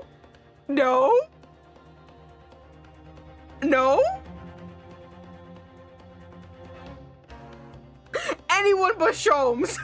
Anyone but Sholmes, please be dead. Please, I'm begging you. Oh my god. What the? My Sholmes been shot. Please, anyone, I'm begging you. You mustn't avoid what you are about to see. Please, no, not Sholmes. Anyone but Sholmes. You can kill anyone off but Sholmes. I'm begging you, kill anyone. Leave me, Mr. Naruhodo. No, I'm gonna cry. Oh my god, I can't. Oh my god, no, please. If he's not there at part 3, I'm going to stop playing the game. This whole stream, this current stream depends on him living. But after them, go. Right. Who the fuck is it? Blast! I've lost them. Hello? What have we here? Oh, it's a copper. It's a Bobby. The alarm was just raised from the pawnbroker, sir. Would you know something about it? Officer, come with us. It's my friend, Mr. Sholmes. He's been shot. Shot! I swear to God, please. I'm begging you. Please. Windy Bank. Let Windy Bank be killed. Anyone. Anyone. I only want Suzuto, me, and Sholmes to make it. Anyone else can die. With the policeman close behind me, I ran back to Windy Banks.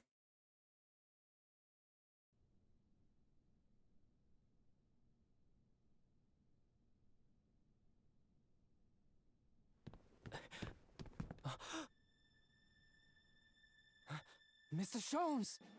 Mr. Naruhodo! How bad is it?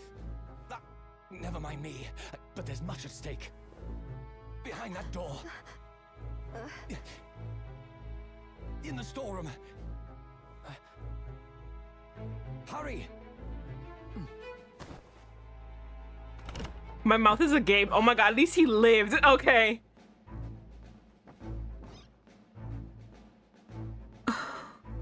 Are we still looking for the fucking manuscript? Oh! Okay. All right. Perfect. Mr. Windy Bank can die. Thank God.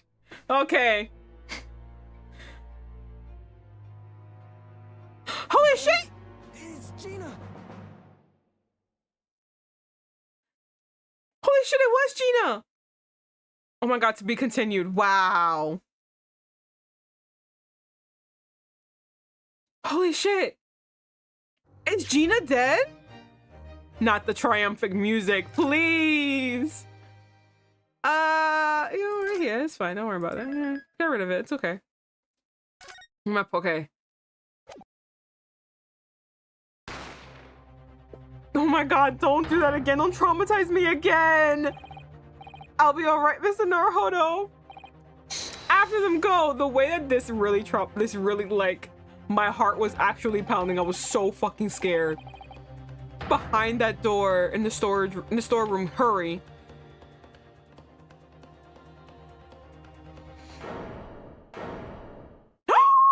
She still gone? There's no way. She didn't do it. No, there's absolutely no way.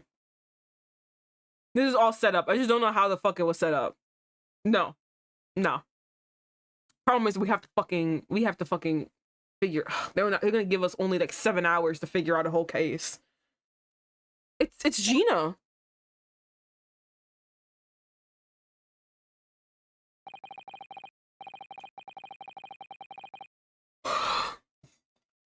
A dark turn of events. 2 men shot. A friend as a suspect. All within a closed room case. Fuck! Ah! And we all know how the fucking jury is. Fuck! This is gonna suck. Shit. At that moment, Windy Bank's pawnbrokery became a crime scene. Everything that followed happened in a whirlwind of activity. Wait a minute, what do you mean 2 men were oh no, 2 men were shot. Okay, for some reason I interpreted that as 2 men died. Never mind, you're right, 2 men shot. I got so scared. I was still so scared that maybe Sholmes did actually die. I was like, no, please, I'm begging you, let him live. Everything that followed happened in a whirlwind of activity. The arrival of the police, the preliminary investigation of the scene, and the questioning. It was just before dawn, before I was allowed back to my lodgings at 221B. It's too early to be this is too early to be dealing with this nonsense. 5 fucking hours. Yes, I'm thinking about myself in this situation. I guess a man died, but I don't care. I'm tired. I got no sleep last night. I had to talk to the fucking police.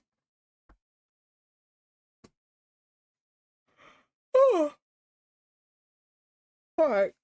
April 16th, 6:21 a.m. Oh god. Naruhodo's legal consultancy. Oh, Iris. A telegram came, but all it said was wait at home. Oh, yes. We asked one of the policemen to have it sent. It was simply impossible to come back. When I woke up, I was all alone. Hurley and Ginny were gone. Everyone was gone. What happened, Runo? Who can say? Seems he was hit in his right hip, which means stop, Stone. I'm begging you. If Sholmes is gone, there's no point of me finishing this game.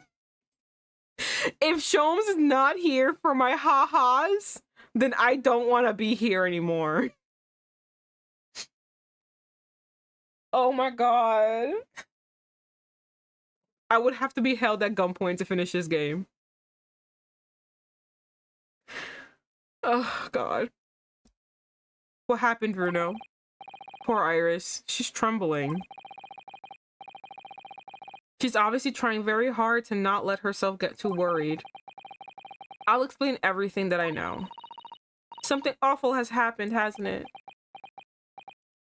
Yes, I'm afraid so. Oh my god, okay, converse. Oh, Lord have mercy. Alright, the events at Windy Banks. We have to tell her about Iris too.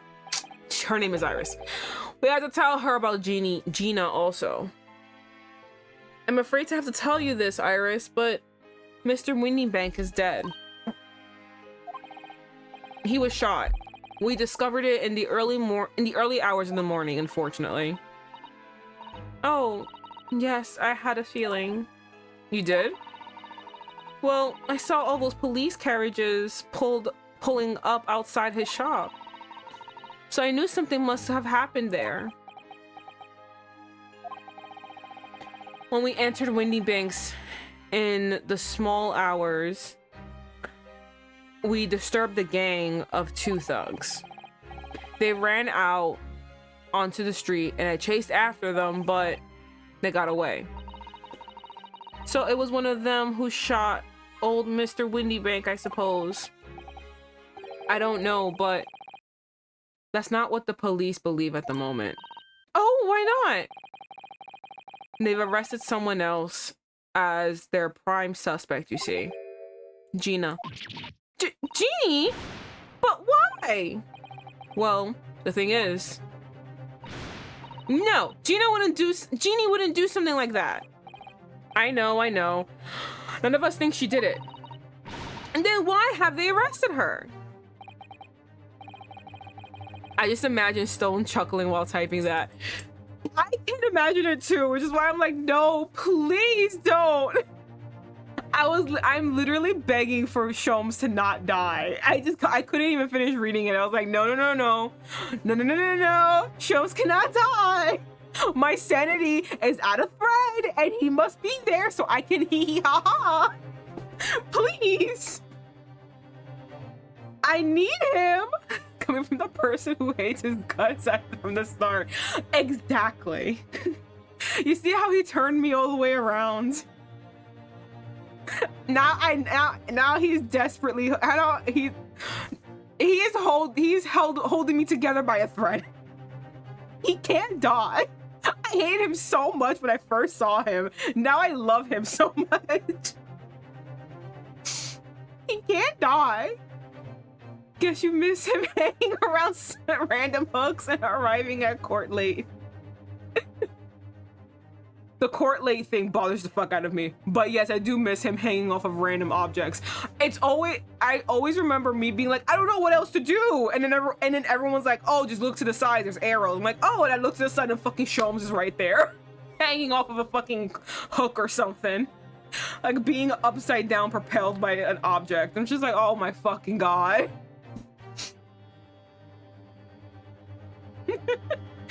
Oh yes, he can't die, please. I couldn't even finish that message because I was just like, no. I refuse. Not putting that onto the universe. Absolutely not. I'm sorry. There is nothing I can do. Oh my God. Wait a minute. Okay, let's continue the line of thought. I don't understand why they arrested Jeannie. It's not fair.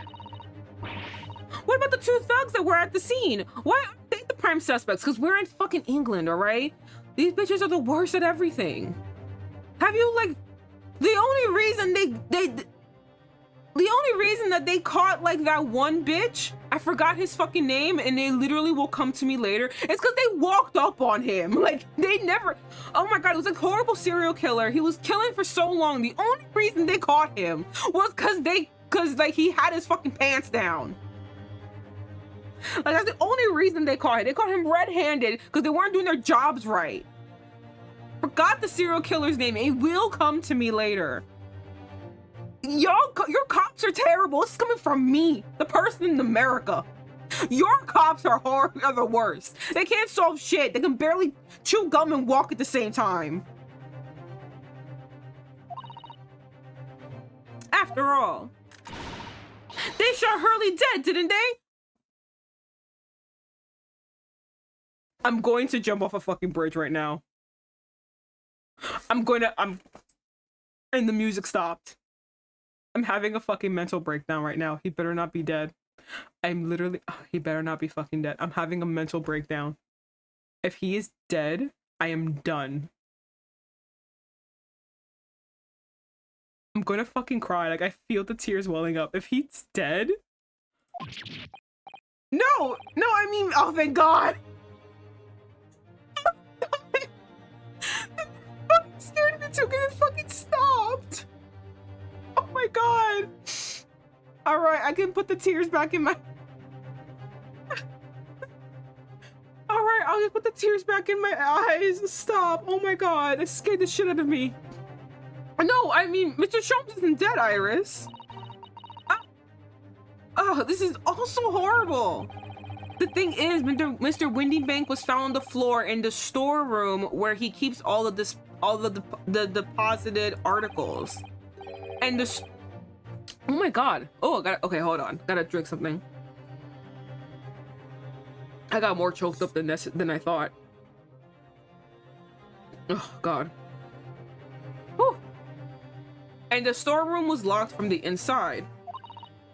I see. But he wasn't alone in there. Gina was found next to him on the floor as well. Oh no! And according to the detectives who investigated afterwards, don't tell me there was no one else in the room. Yes, exactly. How did you know? It's the only explanation. Yes. The only explanation indeed.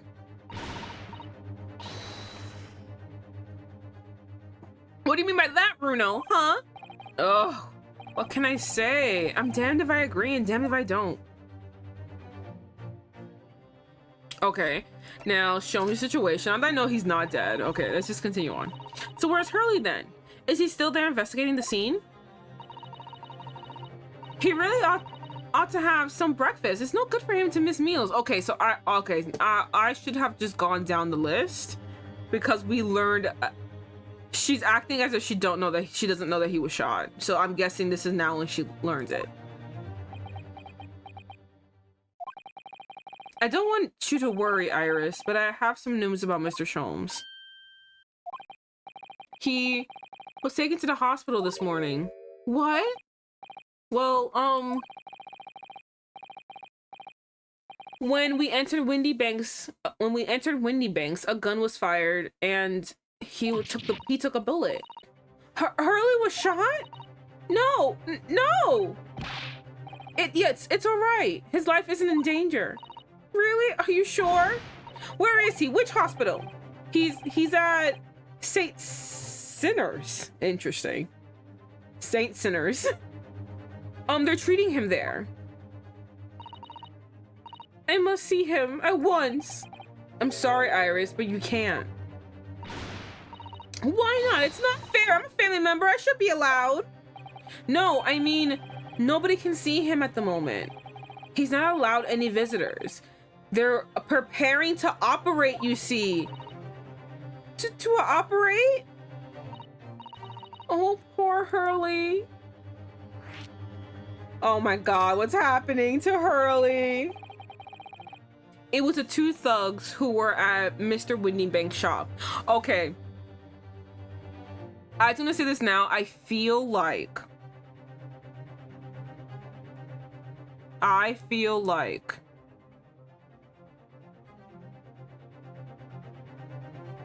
got to patch up the internal walls.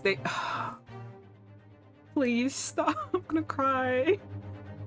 They better do a good job.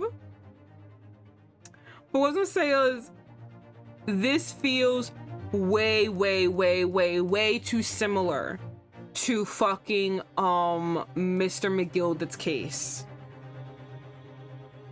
I don't know if Mr. McGuilded in any way had like people help him to like do the thing, and it wasn't him specifically that stabbed him, and then he had other people help or whatever, or at least had other or we all know that he did have other people help with like causing with like putting false evidence. We already know that he did that. So I wonder if those are the same people who are doing this now. And because they were able to because they were already able to have someone be killed in an enclosed space and get out of it, I wonder if they're doing it again here. And they knew how to like kill the guy, knock her out, put the thingy in, and then fucking leave. What if they had a key and they locked it from outside? It looks like it got locked from the inside. I don't know. Anyway,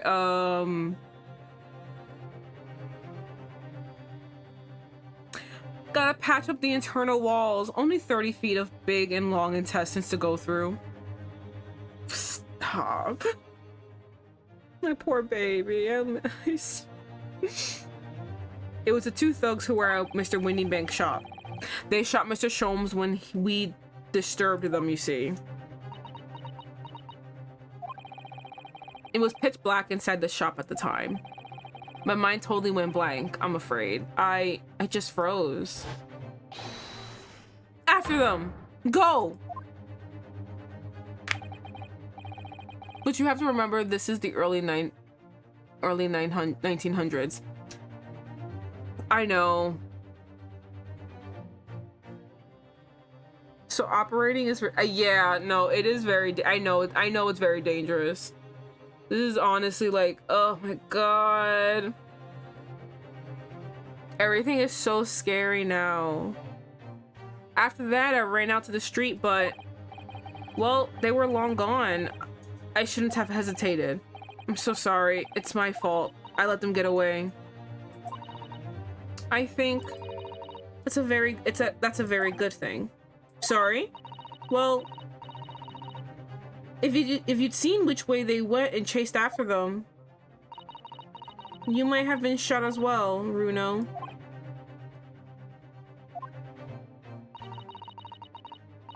On top of everything else, I couldn't bear that.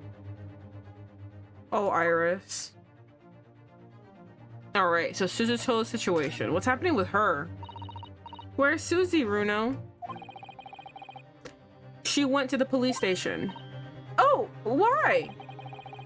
I expect she's still being questioned. The police said they wouldn't be finished for a while.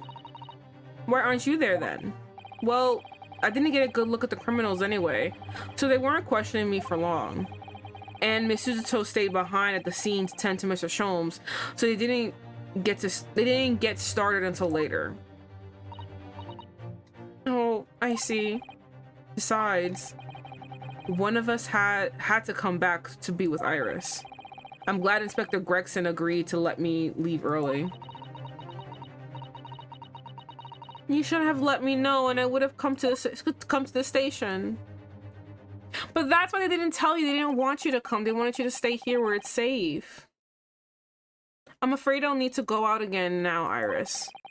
There's not much I can do at the moment, but I can at least try to find out how Mr. Sholmes and Gina are getting on. I want to go too. Take me with you, Runo. There's no way there's no way she's gonna come. Come on. I can't stand just sitting around here waiting. I'm not sure how I feel about taking a 10-year-old child to the scene of a murder. Ah, that's true. That's true. I don't want you to be there. But I don't want to leave her all alone here either. Damn it. All right then, Iris. Perhaps you can help me? Oh yes, I'd love to. Gina's at the prison. Mr. Sholmes is probably in his hospital bed. And don't forget, we have to visit the crime scene. We have to conduct a thorough investigation. Ah, I see you're ready for action. I imagine Iris would appreciate going to the hospital sooner rather than later. That's true. Okay, and we move.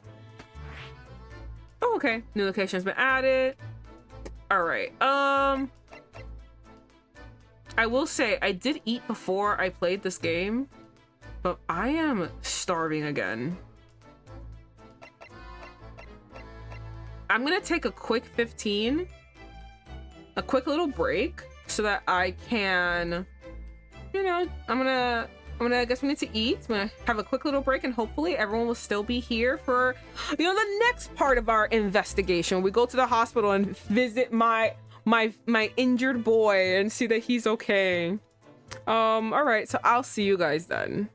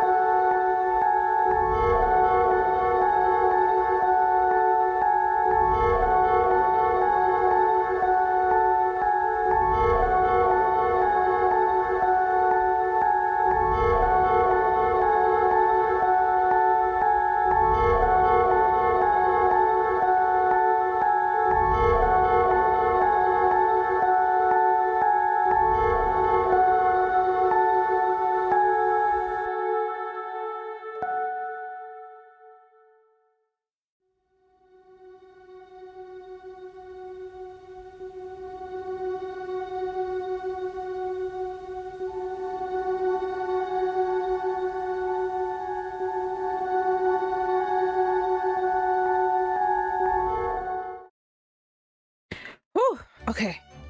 Hello. I am back. Really need that food, honestly. God. Okay. We are. Thank you. Okay. We are. I think we should go to the hospital first. I need to see Sholmes. I need to know that he's back. He's okay. Oh my god, oh my god, this place is I don't want to judge the building. I don't want to judge the building, but there's cracks everywhere. All right, April 16th, Saint Sinners Hospital, Ward 3. Hurley! Oh. Don't tell me he's not here. Oh my fucking god, he's not here. No, that's strange. The nurse definitely said he was in the bed by the window, didn't she? Where the fuck did he go? Oh, I know what's probably happened. Hurley is being a big baby, and the bullet wound wasn't that bad after all. So he's been sent home. I'm not so sure about that, baby or not. There's no question that it was a fairly serious injury that Mr. Sholmes suffered. It's really funny because there was like no blood. Oh, and in the little cutscene there was no blood. Oh. Hello, what have we here? Who is this person?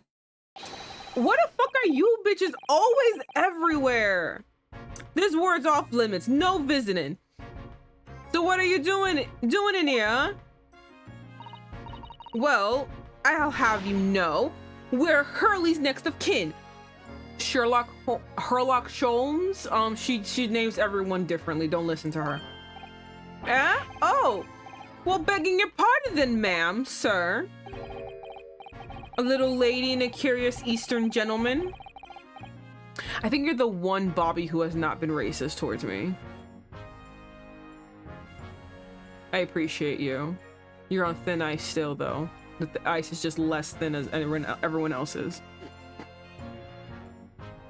A great mystery solver as a mysterious family, eh? If that's how you see us, sure.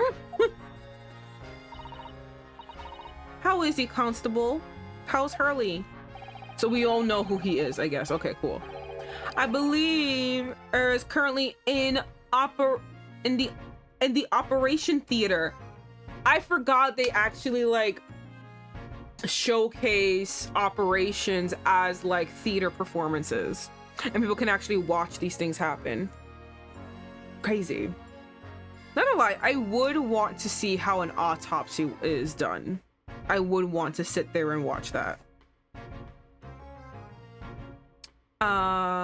Believe is currently in the operating theater, ma'am, undergoing an extensive operation. Extensive?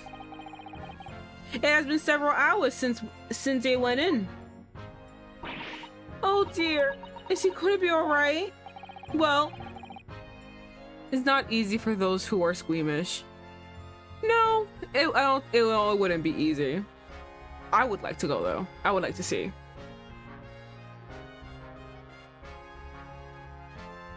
Well, it doesn't appear to be working, you see. And the anesthetic that is. Oh. I have heard a report that the gentleman claims he may have had a little too much to drink last night. Coffee, that is. Anyway, I think it would be fair to assume that it won't be back here for several hours now. Several hour yet. Oh yeah, fun fact, during this time, surgery was done without face mask. And they reused black gloves. Yeah, I know this. I know this because I was learning like the history of midwifery. And then like when they realized that midwives made a lot of money, doctors were like, we can do that. So then they did it in the dumbest way possible. And Oh my god, just learning, like, they were like, oh yeah, no, people don't want to see blood, so we'll just wear black jackets and not wash our hands, not clean ourselves off, not clean the blood off of us to go to the next patient. No, we're just gonna go straight that way. And then all these women are dying, and they're like, oh my god, why are these people dying? He's like, I don't know, chief, I don't know, fucking know. Maybe clean yourselves, maybe do the thing that your parent has taught you to do before you fucking go have dinner.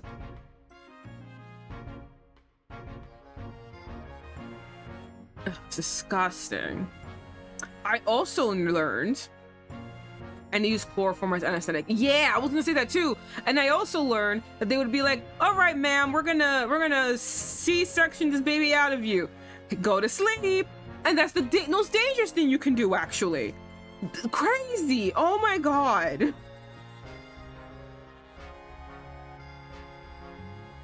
Okay, okay, I see. Thank you, Constable. Perhaps we should leave and come back later. Oh, poor Hurley. Again, if he dies, I'm done. This whole playthrough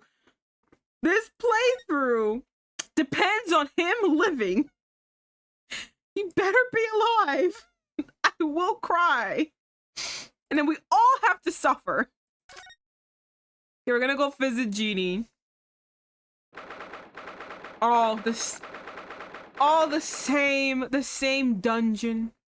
The same D&D-esque dungeon.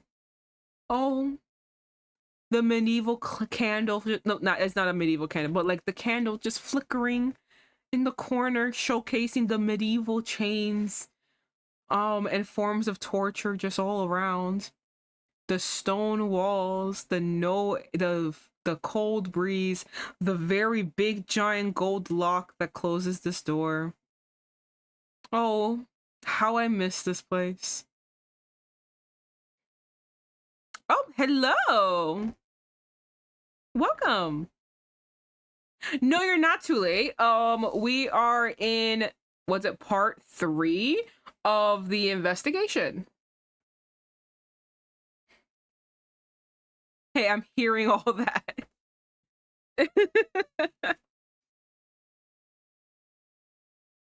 All right, let's just get in here. But like, yep, look at this. Oh, how we missed this place. My girlie. Hello, Gina. They didn't confiscate this? Bitch! We're here to help! Oh, you still have the grenade launcher Hurley and I made! I wish you wouldn't point at me all the time, though! Oh, fuck. I always put my fucking cursor too down.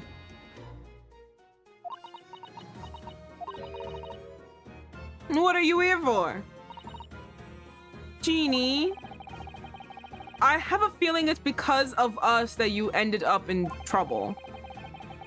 So we were thinking that we might be able to help you. Also, you're the accused, so I am a defense attorney, so I would be defending you at some point. So might as well just fucking do this now. Right? Right? Well, you can't. Sorry. You heard me. Get lost. Don't be like that, Jeannie. I know you didn't do it. You never shot someone. I just know you wouldn't. You think you know me? Pull the other end. I'll pull the other one. Oh. You ain't got the first idea about the likes of me. I'm a thief. I pinch people's purses when they're walking down the street. It's how I get by. And if I saw him a chance, I'd sneak into the pawn shop any day of the week. Just to see what I could lay me hands on. Get it? That's the kind of person I am. But Jeannie, I'll be in court tomorrow. Tomorrow, they said. Some cove came by before and said he'd be my lawyer. He'd be a lawyer for me or the like. Said it's my right or something. But I told them to get stuck. I don't need no lawyer. I don't need anyone. She can't be staring at me. She couldn't be staring at me anymore, obviously, if she tried. Girly. Why are you being like this, Jeannie? I know she didn't do it. She's just trying to act tough right now.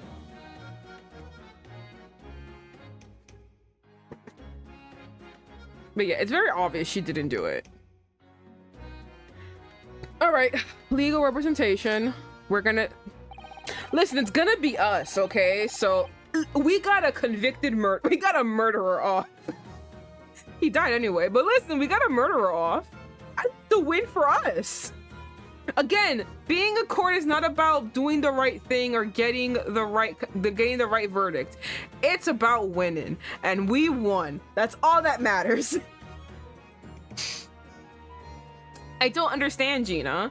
Why did you send the public defender away? He wanted me to sign some papers, representation papers or something like that. It's all gotta be rigged anyway, the whole trial. They'll pin on me because I'm a kid. That's what grown-ups always do. Why do you think that? Listen, she comes from East End. Come on, even I fucking know. Have I watched more dramas than you guys? Well, you guys live it, but like, I'm watching more dramas. Like, she's from East End. Come on. When she said it, I was like, oof, I get it now. Cause that's how it always been for me. Grown-ups in the back slums my whole life. If you do what grown-ups tell you, it get your mates dragged off by the coppers or worse.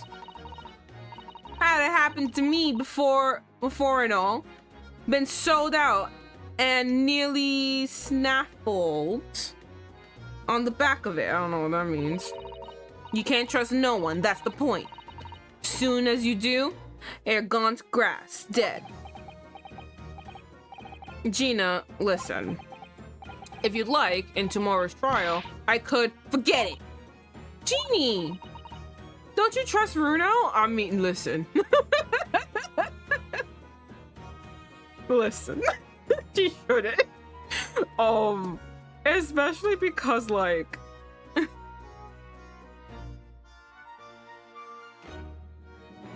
Well, not especially because, like, I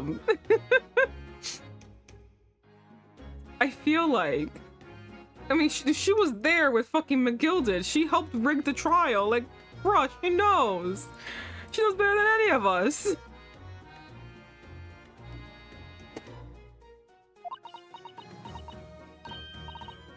Nah, I don't. Alright, she's so sad. Look, I'll ask you nicely now. Leave me alone. Well, can you tell me what happened? Will you tell us what happened, Gina? Last night at the pawnbrokers? There's nothing to tell. I figured it'd pay me. Oh, God. Oh my God. That was a... Sorry, I had to burp, sorry. I figured it'd pay me, so I broke into the place and started going through the storeroom. But the old bloke walked in on me and you know the rest. Wait, are you really just saying that you shot him? But why, Jeannie? Why would you do that? Are you taking the blame for someone else? What's happening? There's no way you did it. Ain't it obvious? The place is full of shit and... Full of shit, I'm so sorry. The place is full of stuff I could sell for a shilling or two. Diving in easy, you know, it's a lot of work. And half the time you don't even get nothing. Is that really why you broke into the place? What? Are you sure the true reason wasn't something else? Oh, give it a rest. Won't be the point anyway, huh? Nothing I could say would make a blind bit of difference. I mean, not really. I could help. I got a murderer off. I don't know why that's my claim to fame. I got a murderer off, and I got a man who everyone thought, because of racism, everyone thought he did it. And I proved them wrong. Okay, listen, I take impossible cases that take years out of my life, sanity, and all my hairs out, and I solve them. I can do it again. And then the rest of my hair can fall out from that too. Please tell us, Genie. We'll believe you. Whatever it is. Believe me. Don't be daft. You can't believe nothing. Everyone lies all the time. And you know what? When it comes to lies, I'm the biggest of the lot. I've told some unforgivable lies. I have. No, don't worry. I personally know. I don't know about anybody else here. Everyone seems very slow on the uptake, but I know. We all know that you tried to cover up a murder that Mr. McGuilded did for money. And listen, don't blame you. Your life is very, very difficult. I don't blame you. It's very bad and very immoral, but I also understand why you would do it. What do you mean by that? What unforgivable lies?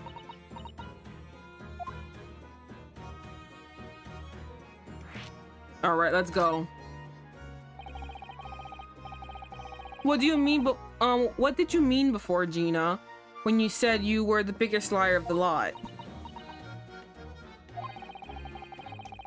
Why don't you tell us what these unforgivable lies you've told are? Maybe we can help. Sorry. We're out of time. They're gonna wanna question me now. Genie, please. Oh yeah. I wanted to give you this. Something to remember me by. It's a kitty. Aw, look at her. A photographic print. It's so funny that they keep saying that. A photographic print of a really adorable cat.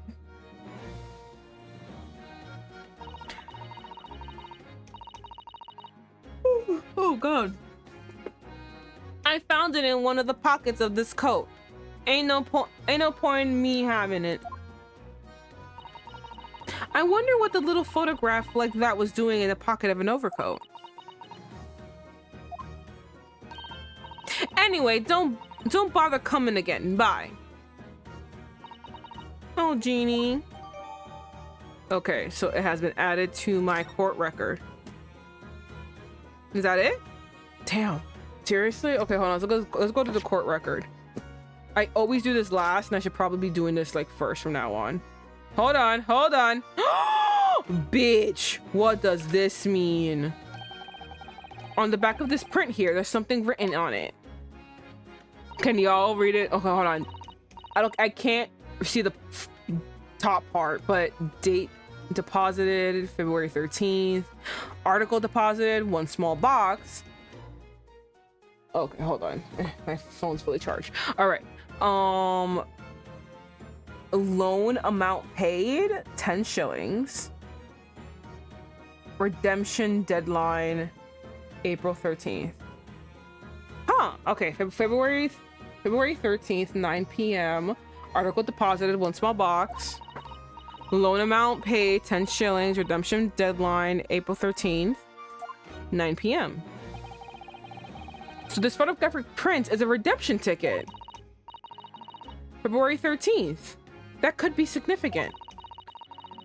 It was just 2 days before the murder on the omnibus, wasn't it? Bruh, oh my god, we're going back to fucking Mr. McGuilded. No, we're going back to Mr. McGuilded. By the way, I just noticed that me and Iris are aligned and we both have pink hair. just like the ultimate game. There's another girl with pink hair and it's me. Okay,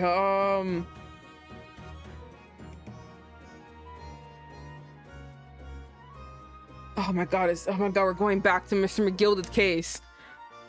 Even in death, this man is fucking causing me problems. It was just 2 days before the murder of the omnibus, wasn't it? A small box. It doesn't tell us much about it, does it? Bruno, if Mr. McGuilded still had the ticket, then presumably he never redeemed the article. So do you think the small box would still be present somewhere in the shop? Oh, yes. If that's something Mr. McGuilded deposited, we need to investigate. Yee, let's go. Oh my god, I'm so, oh god, we're so sexy and smart. I'm so happy we did this. It's an adorable little cat. I think it looks a little like Wagahi. I think it's No, I think it's Wagahai. Right? I'm gonna say Wagahai. I always thought that cats looked like, I always thought that cats like to curl up inside under the heated cat. I always thought that cats like to curl up inside under the heated kotatsu blanket when it snowed. Maybe British cats are different. Maybe. Oh god, oh god. Time for me to go again. Work never ends for me. Oh god, no, I feel you, Stone. I get you. Oh, thank you for dropping by at least, and thank you for always the helpful hints and everything. And for causing me fucking heart attacks about fucking what's his face? About Sholmes, but you know what? Thank you. It's always great for laughs. All right. Have a good night. All right, but back to this. I think that's about it. I really don't have much to do. So since we have this ticket, we can go back. Okay, we do have to like investigate, honestly. And we can also pick up wherever the fuck he left off.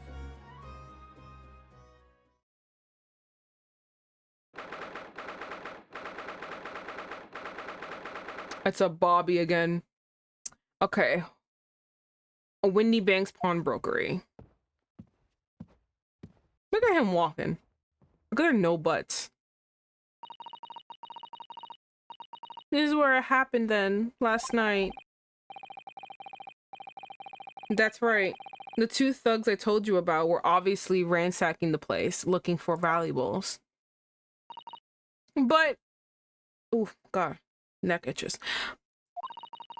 Apart from the policeman in here, you wouldn't know anything had happened. There's no sign of a disturbance. No, you're right about that, actually.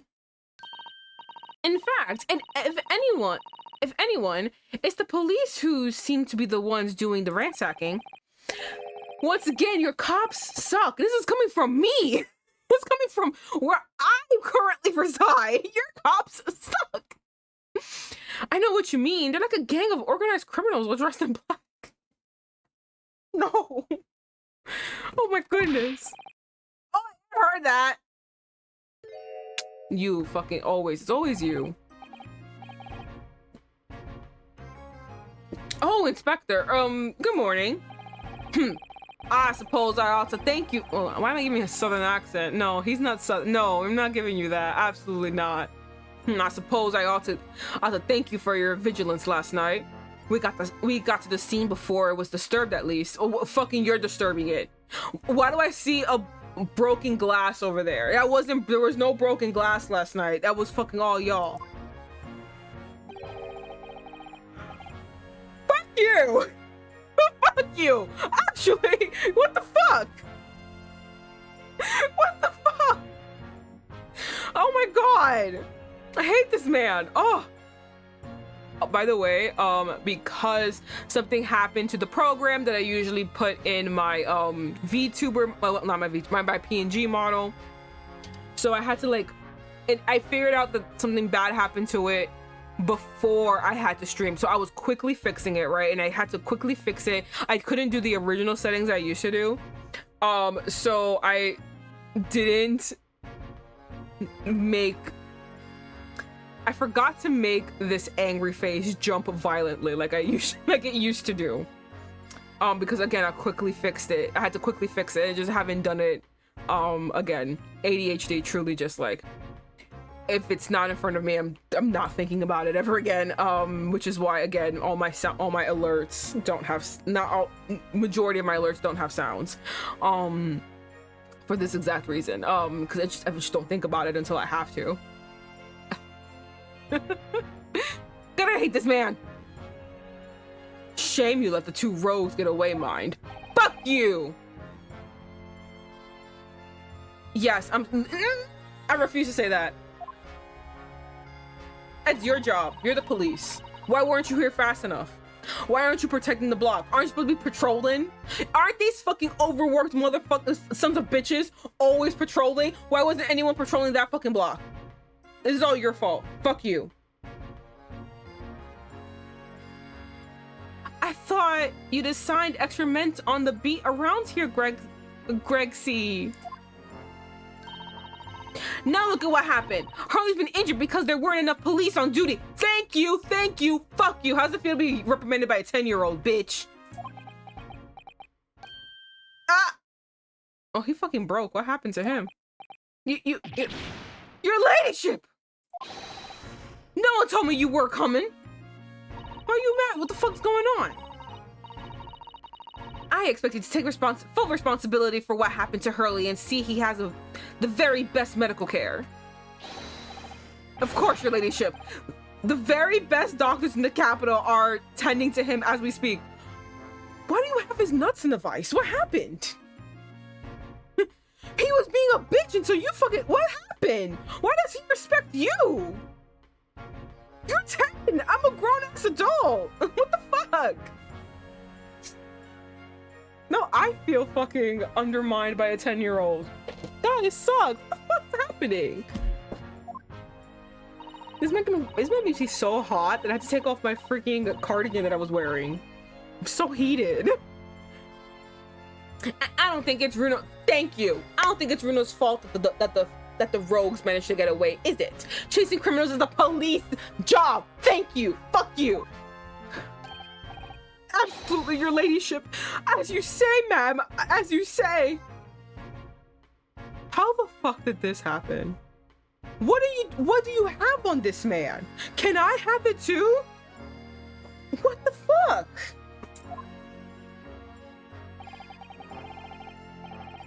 The Jensen Black is totally blameless. I'm actually heated right now. I'm actually fucking heated. Everyone's in agreement about that. Oh my god, I want to smack him across the face. Would you believe it? He's like a completely different person with Iris. Talk about personality change. Oh my god, look at him. It's like, please sir, can I have some more? Please sir, can I have some more? Oh, where are my manners? Are you thirsty, your ladyship? Perhaps you'd like some juice? Some nice refreshing fruit juice? Oh, why? Are you thirsty, Grexy? Oh, that's cute. That's a really cute little, like, thermostat. Not thermostat, ugh, fuck. You know what I mean. Ugh, why I say thermostat, I'm an idiot. That's very cute. Look at it. Adorable. I love it still has like the same gold coloring as her steampunk outfit. It's very cute.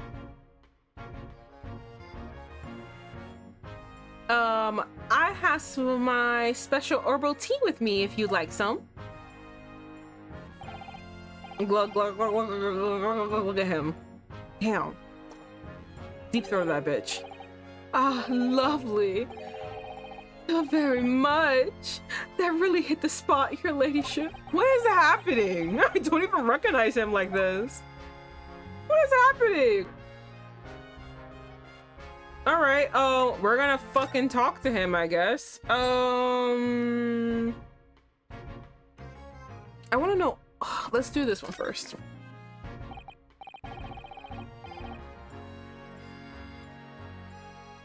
So, how's the investigation going, Inspector? Nothing to it, really. Very simple case, this. There's some very decisive evidence. No, definitive evidence. Decisive. We're just about to charge that driver we arrested last night, in fact. Gina? You're going to charge her? That's right. Should be able to bring her before the judge at the Bailey tomorrow. Definitive evidence, you say? What is it? Come on, show me. Your ladyship, as much as I wish I could oblige you, I'm afraid. Oh, I see. You've already captured the pair of thugs who broke in here last night, have you? What the? And you're going to put them on the stand as witnesses, are you? How could you? How? How could you possibly know that? I have a feeling that's all. Wait a minute. Okay, hold on. Why would you not think that they're accomplices? Do you know what I mean? This is why, like, this specific court pisses me off, because, like, there'll be like a crime and there'll be multiple criminals, but for whatever reason they're just like, no, don't worry, this extremely untrustworthy fellow is totally trustworthy when he is saying for immunity, yes, they did this crime. It's like, I don't know, it's just weird. Like, it just feels like, I don't know. And I feel like Gina is such like a big figure. Like, everyone already knows Gina. So, like, to assume that they're, I don't know. There's something so weird. I feel like I'm talking in circles, and I feel like every sentence I'm saying is contradicting each other. So, like, I guess to make it concise, what I don't like is that they think Gina did it, right? Like, obviously, look, it makes sense why they think Gina did it. It looks really bad for her. But what gets to me is that instead of innocent until proven guilty, they are guilty until proven innocent. Like, they are, instead of working on the theory of what did the thugs do, why were they here, are they all in league with each other, is anything happening with these thugs in any way in relation to Gina and what happened, they're just like, cool, we got the thugs, and since they were there, they saw what happened, so now we're gonna ignore the fact that they were here breaking in and possibly also doing a crime alongside this other crime, or maybe connected to that crime in general. We're just gonna have them put them on the stand and have them confirm whatever the fuck we think, which is that she killed him. And this really bothers me. Like, look, I'm not saying it's stupid to think that Gina did it. It's not stupid. It's actually very, very, like, oh my god, like, she did it. It wasn't for the fact that we know Gina that I would also be like, oh, of course she did it. But, like, they don't work on multiple theories. They just find one obvious one, and then you're just like, okay, cool, so let me just try to find things that confirm this. Because it just seems really weird that two crimes happened on the same night in the same place at the same time, and they're not looking at that as weird also. They're just weird. They're just ignoring the secondary crime because they want to focus on this one. And it's very weird to me. Like, why aren't you trying to figure out if they're all in league with each other, if this was actually a coincidence, if this wasn't a setup? Like, you know what I mean? It's just weird. I really hate these police. Remind me never to try to keep a secret from Iris. So you've arrested the two men who shot Mr. Sholmes, have you? Well, yes, they were rounded up pretty quickly by the lads on the beat. And Miss Lestrade is being held at the prison. She should be. Are we supposed to come here first? That's assuming she hasn't lifted the key from the jailer, of course. I wish she would. Okay, let's go to Mr. Sholmes. What's... Could you tell us anything about Mr. Sholmes? What's his condition? Oh, were we supposed to come here first? Sorry, I'm not at liberty to divulge that information. Scotland Yard matters are strictly confidential. Well, I know he's being operated on as Saint Sinners. Why can't I see him? I'm family, you know.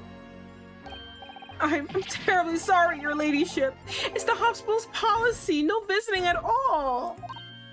Oh. The bullet must have hit an artery in his midriff. He's lost a fair amount of blood. Oh no. It didn't seem too bad in the first hour or so, but a hemorrhage like that is enough to make even the one and only Sholmes pipe down. Damn. Not even damn, that man who never stops talking. Damn, even he shut up. Mr. Sholmes is a human like the rest of us, you know. Well, anyway, he's having emergency surgery right now. They've got to stop that bleeding. But he'll be all right, wouldn't he? They'll be able to make him better. Of course, your ladyship. He'll be right as rain before we know it. Really? How do you know? How do I know? Well, because of course. Oh yes, because Mr. Sholmes is such a great detective. That's why. We'd better pray the doctors have a better grasp of what's needed to make someone well again. Oh dear, please don't die, Hurley. I'll report to your ladyship the moment I hear he's out of the operation theater. All right, cool. Why are you Miss Ladyship's lapdog? Please explain. I couldn't help noticing, Inspector. What? Out with it, Sunshine. Well, there seems to be a marked difference between the way you talk to me and Iris. Watch the sauce, Sonny. I'm a copper, and we don't get in for favoritism. But he's right. You do treat us differently. It's because of those adventures of Sherlock Sholmes stories. That's why. Oh.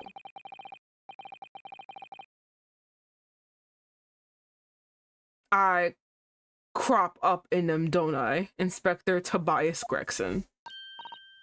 Oh, well, yes, because you're an acquaintance of Hurley's. What did you write about the inspector, Iris? I don't remember really. It was one of Sholmes's lyings. Gregson is the smartest of the Scotland Yarders, is how he put it. Oh, did I write that? And you know what that line did for me, eh? The very next month, my pay doubled. Doubled, I say. Oh, that's amazing. All because everyone at the yard reads them. They read all the Sherlock Sholmes stories. They've even set up a fan club for me. Damn. Of course, it explains everything. It was around the time that you became such a toady to me. What's a toady? Can I look up these orange words? Like, what's a toady? Is there like...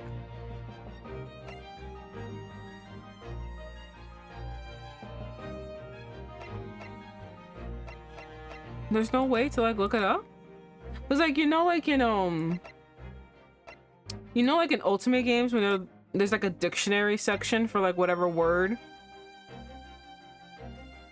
I can't find it. Okay, well, I'll never know what a toady is. Could you blame me? All it'll take is one bad word from you and Sholmes could change his tune about me. Gregson? No, the great detective would say. He's getting quite overrated these days. Think what would happen to my salary if it came out in print, huh? The whole thing gives me the willies. I can't tell you how many nights of sleep I've lost to worrying about it. But that would never happen, Grexy. Every month when the new When the new Rants magazine comes out, my hands are trembling as I turn the pages. Damn. Oh, how awful for you. Here, have some of my tea to settle your nerves. God, he is just slurping this shit down.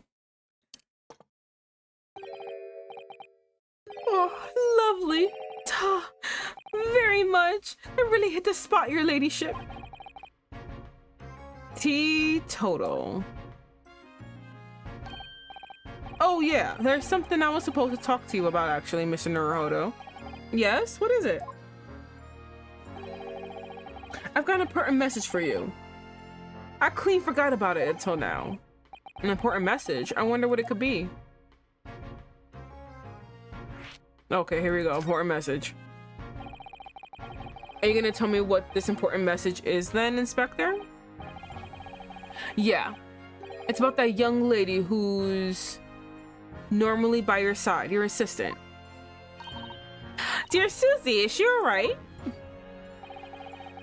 She's at the station, isn't she? She's at the station, isn't she? Being questioned, I believe? No, not anymore.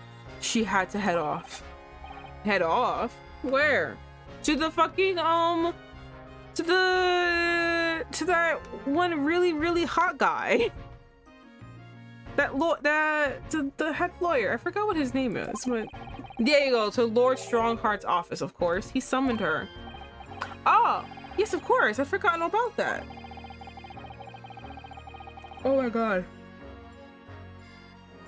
Oh god, I really wanted to do two more of these sections, but god, the tired is truly kicking in. I'm afraid I might like hurt my jaw again if I yawn too wide. One of the whipstocks took her there in the yard carriage after we'd finished questioning her. But she asked us to tell you she didn't have the fare to return the journey and to go meet her there. She's got a nerve using Scotland Yard as a blooming messaging service. I see. Well, thank you for passing that on, Inspector. Why did Susie have to go and see the Lord Chief Justice? She didn't tell me. They'd better head off to the Lord Chief Justice's office to fetch her straight away. Alright, so we're done with that. Alright, let's go get Suzuto. Where is... Oh, there's Suzuto. Boom, boom, ba-dum, ba-dum, ba-dum, boom, ba-dum, ba-dum. April 16th, British Supreme Court Justice, Lord Chief Justice's office. Yes. No matter how many times I come here, I always get the same sense of oppressiveness somehow. We're literally in the inside of a clock. I get why you feel so oppressed. This is not... Imagine the noise from these fucking gears. These giant ass gears. Oh my god, the migraines.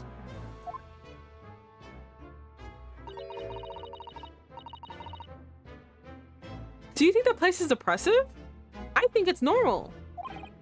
How so? I mean, look at that suit of armor over there. You couldn't take that seriously, can you? Maybe it thinks the same about you. So everything is clear with regards to tomorrow's arrangements, I trust? Yes, thank you very much. What's happening? There you are, Suzuto-san. There you are, Suzuto-san and Lord Strongheart. I wonder what they're talking about. They both look very serious.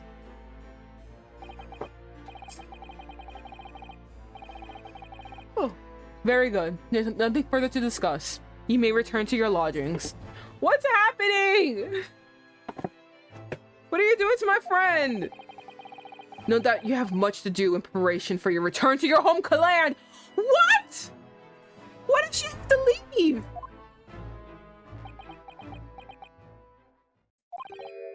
Wait, what did he just say? You return to your homeland? Suzuto-san!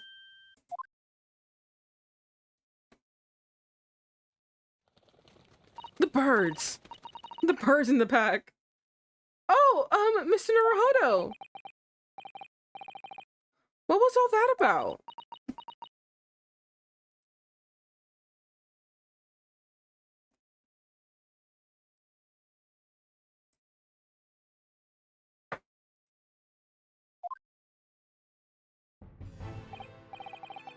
Ah, Mr. Naruhodo. Thank you for coming in to collect your colleague. What was all that about? What are you talking about? Miss Suzuto's return to her homeland. And I know not only is Sholmes in surgery and he may or may not make it, but Suzuto is returning home. I feel like I'm losing everyone. I am going to cry. My sanity cannot take this strong heart, all right? This week has been hard enough. You can't just take my two babes away from me. I'm stuck with a 10-year-old now. I'm losing my sanity. Oh, fuck. Tomorrow? I'm going tomorrow! What do you mean? Tomorrow? But what about Jeannie's trial? You mean she's been formally charged now? Oh dear. What is happening? I'm freaking out. What's happening? What the fuck? Why is this? It was supposed to just be me screaming about England and nothing else. Oh my god, am I not hearing it? I didn't hear it. I hope it played for you. I hope it played for you. It didn't play for me. That's just me.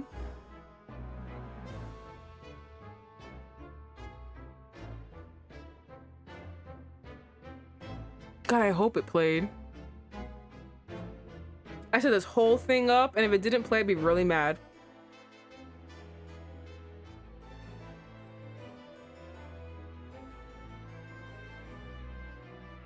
Not you playing, now I see what you did. Not you playing Yes Mommy in the fucking background of me freaking out.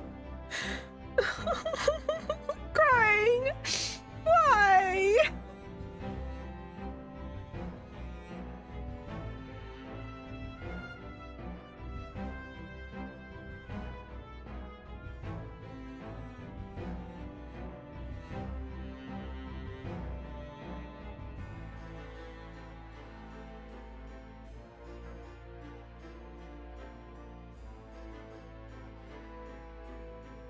Oh.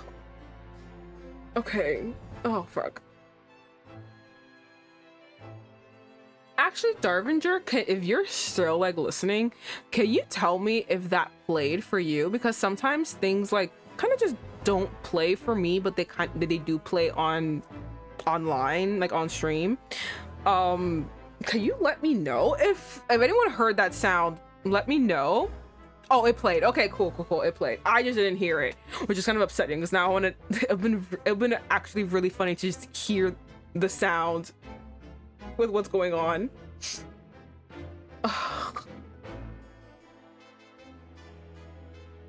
I'm so sad. Mrs. Uto, what's all this about? I'm losing my friends. They're all leaving me. One's dying and one's going back to Japan. Oh, please don't concern yourself, Mr. Naruhodo. It's only me going back to Japan. That's what concerns me. Your life here has come. Axe. Bitch, please. What happened? Why are you leaving? I'm making him so whiny, but that's how I feel. Why are you leaving me?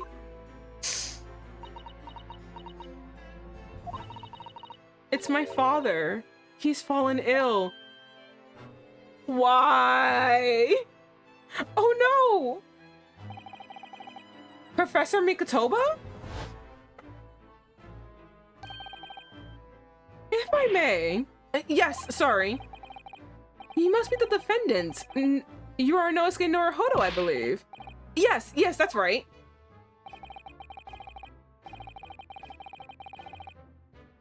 My name is Eugene. I think I'm probably saying, am I saying it wrong? Eugene Mikotoba.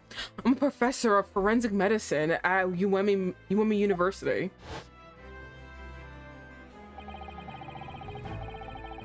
We received an international telegram from the Empire of Japan informing us of the news. 10 days ago, father collapsed with a fever. The cause is apparently unknown. It seems he grows weaker day by day. I don't believe it. As you are aware, the voyage from here to your country's capital, Tokyo, takes some 50 days. I'm gonna cry. I thought it would be prudent to hasten Miss Suzuto's departure as much as possible. Yes, absolutely. No, my friends! I will leave London first thing tomorrow morning. I can't believe I'm having a mental breakdown. But Gina's trial! So Gina has been charged? She'll have to appear in court? Yes, she was formally charged a few hours ago, and the date for the trial has already been set for tomorrow. No. Not even 24 hours later? Gina. The Lestrade girl. And the murder of the Baker Street pawnbroker. Yes. An all too precarious case. The pickpocket was clearly disrupted mid-robbery and shot the man in a panic. No, the yard is overstretched as it is, without wasting time on this open and shut cases. It wasn't wasting time. Gina would never do something like that. Miss Naruhodo. Oh, yes, Lord Strongheart? Indifference of your fine services to date. I shall overlook this young lady's insolence. But I have no recollection of admitting a child into my office. Leave now. Wow! Oh my god! Of course, Lord Strongheart. Oh, fuck. I think that's the first time anyone has looked at, anyone has, like, kind of looked at Iris and been like, be gone, peasant. I think she's, like, always treated kind of with reverence by everybody, and it's probably the first time that she's just like, fuck, someone's like, fuck off. And, like, she has to listen.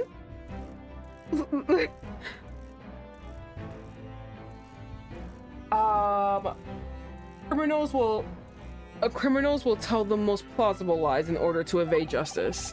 The police can ill afford the time it takes to unravel all their untruths. Meanwhile, more crimes are... Oh my god, oof.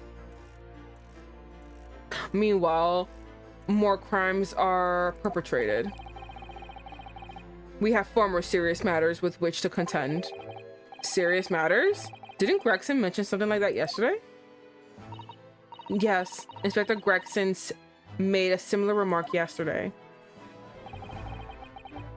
It's no concern of yours, though I'm sure I need not remind you of that. What's happening? 3 minutes precisely until my next meeting. You must excuse me. There's just one more thing, Lord Strongheart, which is it's Miss Lestrade's trial. I wonder if you might permit me to defend her. A timely suggestion. Sorry? The girl currently has no representation. But that's not fair. Yes, she may be a pickpocket, but she still deserves a fair trial. Do not misunderstand me, young lady. The government provides for those too poor to afford representation with a public defender. The accused need only sign the relevant paperwork, and a defense barrister will be assigned to the case. However, the young lady in question has refused that right.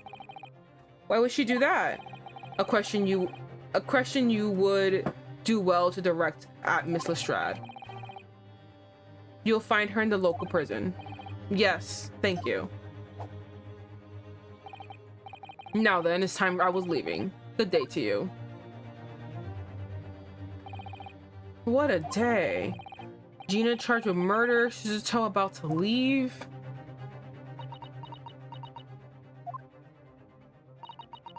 Come, Mr. Naruhodo. Iris, we must make haste. But, Susie, you gotta get ready. You gotta leave. You're leaving for Japan tomorrow morning, aren't you?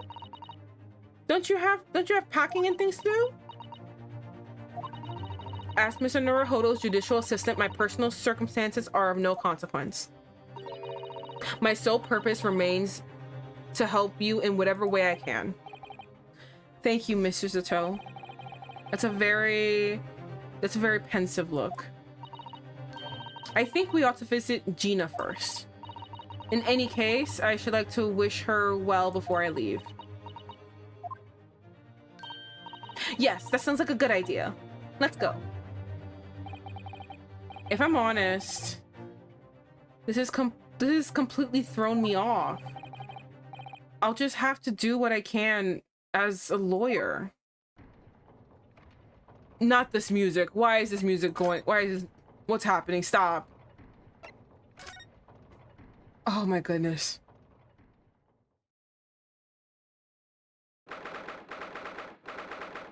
All right, back at the prison. Ah! Hello again, Gina. Why? This takes forever too. This is a long ass sequence. Why don't you lie out here for now? To have the muzzle of that grenade launcher shoved in our faces yet again, obviously. I think I need to improve the way you load ammunition into that thing, don't I? Honestly, yeah, it takes forever. Look! You have come as many times. You can come as many times as you like, but I ain't got nothing more to say to you.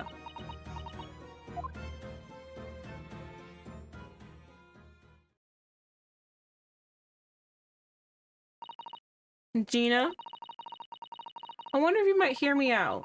There's something I'd like to say. What? I'm sorry to say that I must reluctantly bid you farewell. Huh? Farewell? Tomorrow. What the sad music? Well, it's not sad, but like, tomorrow I must begin my journey back home to Japan. I fear we may never meet again. Oh, right. I've had the pleasure of meeting so many lovely people here in London. I have so many wonderful memories. And yet, as things stand now, it would be a glum party indeed. Poor Iris is so miserable.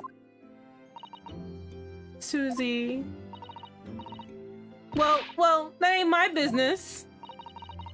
Both Iris and Mr. Naruhodo believe you to be innocent, Gina. They've put their faith in you. But somehow you can't find it in your heart to put your faith in them. Yeah, that's right, I can't! What of it? It grieves me greatly to have to say goodbye to my friends when they are so clearly unhappy. Because of you. What? It's my fault? Yes. So I have one final request, Gina, before our paths never cross again. Right here and now, I want you to show both of them. I want you to show both of them that you don't deserve. I want you to show both of them that you don't deserve the faith they've invested in you. Huh? Only by doing that will you truly be as alone as you claim to be. Damn. What are you talking about? What do you expect me to do, eh? You've told us that everyone lies. So prove it by admitting one of your own untruths. Damn. What about what you said before, Jeannie? You said something about unforgivable lies. Ooh, I wonder what it is. You must tell Mr. Naruhodo and Iris the truth now. That's my last request before I leave. My final request as a judicial assistant. No, I can't. Whatever those lies are, they're obviously weighing very heavily on Gina's mind. Gina, I could be wrong, but is it something to do with what happened 2 months ago? Something about that trial, not the music. Oh my god, the fucking vampiric music starts. This is how you know something's happening. God, the laugh. When he started laughing, that's how like my heart sank. I was like, we fucked up, guys. The one in which Miss Magnus McGuilded was acquitted.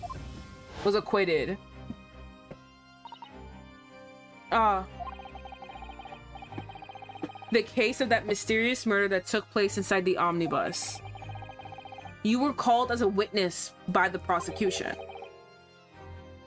Is that what this is about? Yeah, you're right. Because in that trial, I lied. I lied like you wouldn't believe. Will you tell us about it now?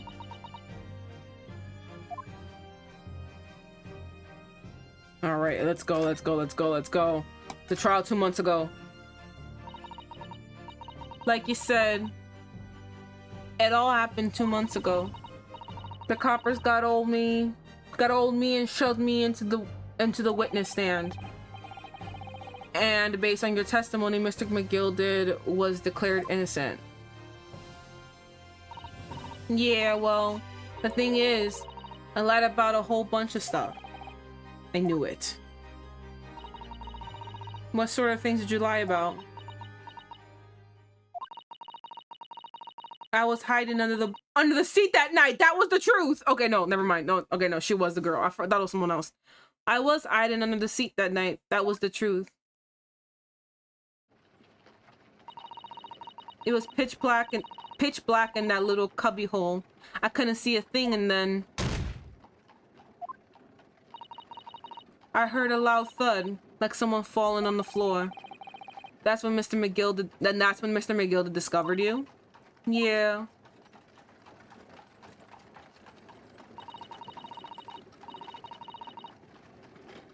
He pulled me out from under the seat and sat me next to the dead man.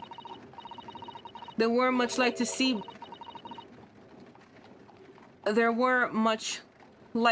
by. But when I looked at me hands, I had the cove's blood all over them. I was so scared, I couldn't even speak. You had his blood on your hands? In other words,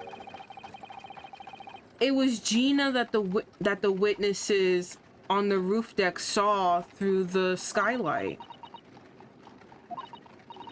Then Mr. McGuilded started asking me questions, I suppose. No, then Mr. McGuilded started asking you questions, I suppose. Who you were and why you were hiding under the seat. Yeah, he did. Only, that's not all. What do you mean? I mean, he threatened me.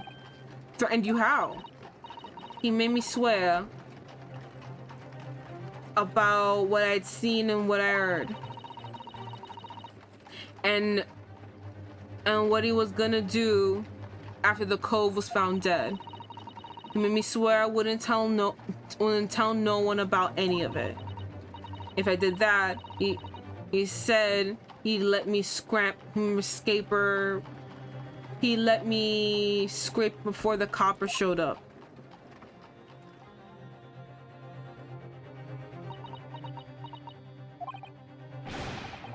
Gina, you must tell me what he swore you to secrecy about. What you saw, what you heard, everything.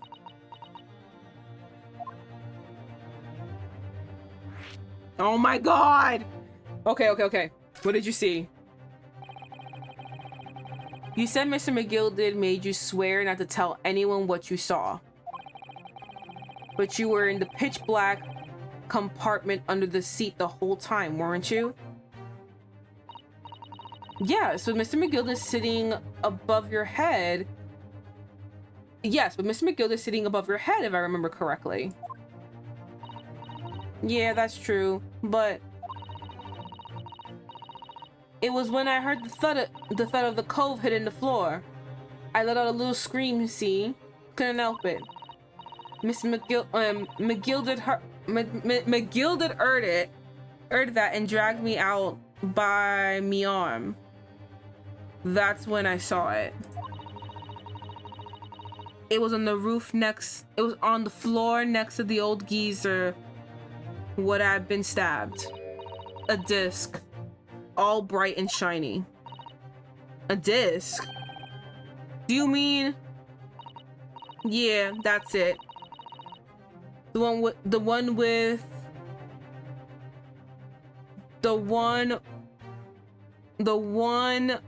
the D took off me at Windy Banks. God, I can barely say the word she says. So the music box disc was there on the floor of the omnibus. Not for long. Miss McGuilded spotted it straight away. He picked it up and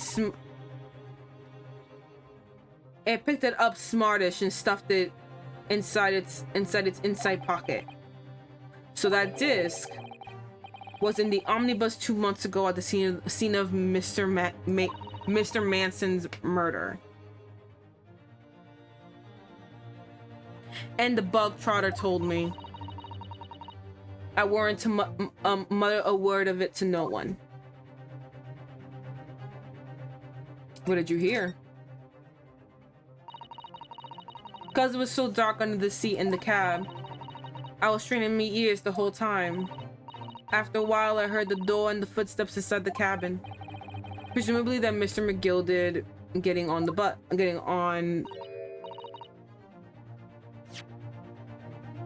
Presumably that was Mr. McGuilded getting on board. Nah, not only him. Oh? Because I could definitely make out the footsteps of two people. In that case, it would seem likely that it was Mr. McGuilded and the victim. Mr. Thrice Fired Mason. In his testimony during the trial, Mr. McGuilded claimed he slept during the carriage ride. But whenever I'm in the carriage, I'm taken with the fierce tiredness, and I always succumb to it.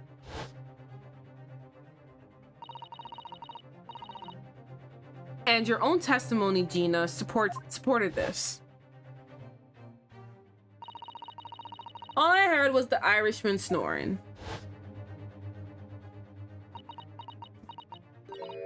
Yeah, that weren't exactly true. Neither of them were sleeping.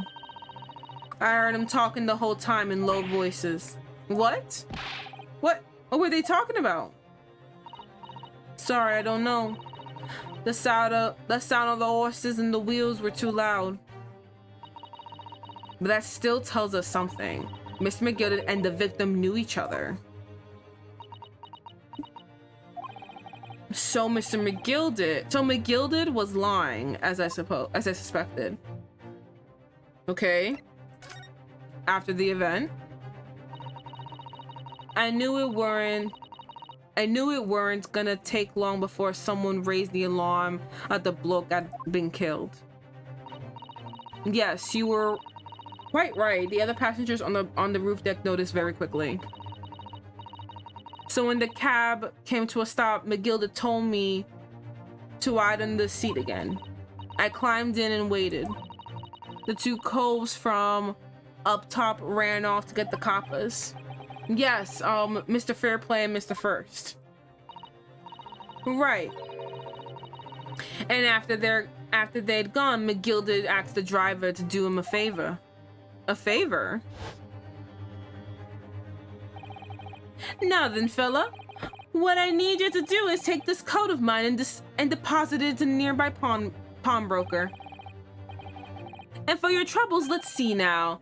I'll give you 10 guineas.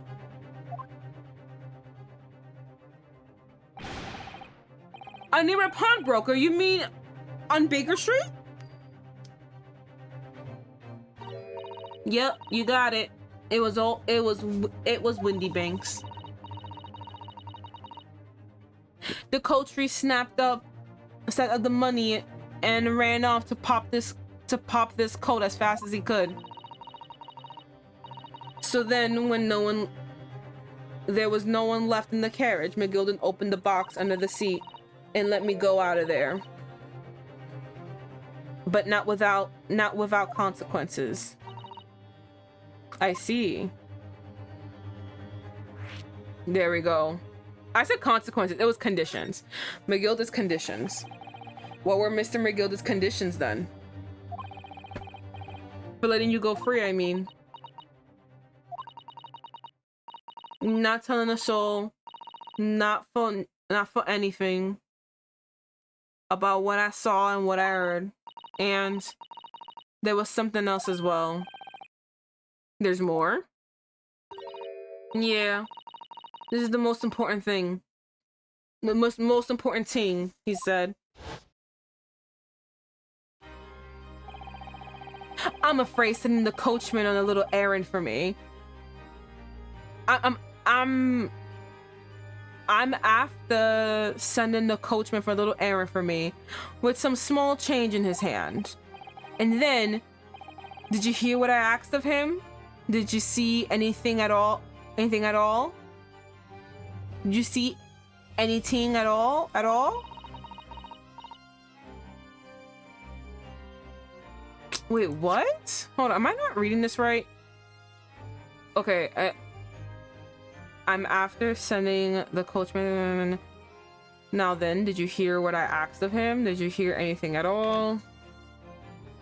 You asked him to go pop your weasel, right?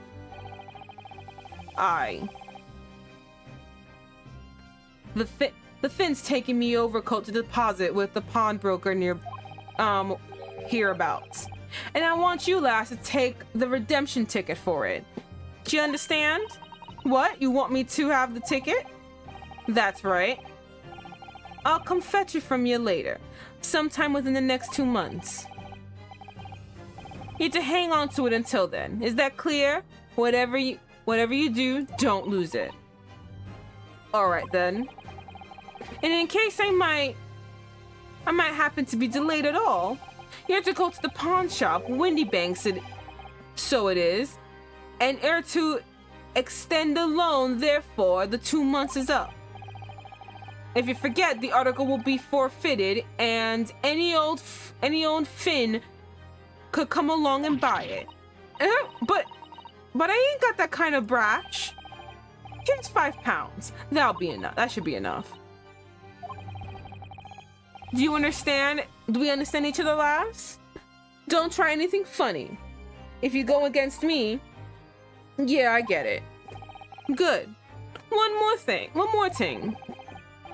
In a few days from now, you'll be visited by the police, I've no doubt. The coppers? Aye.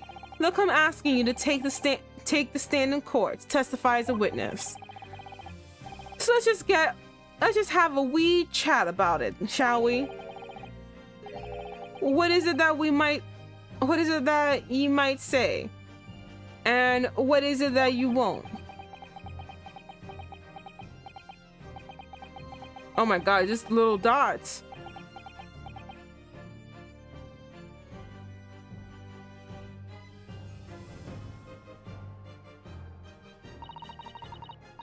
After you'd gone over it all, I picked it.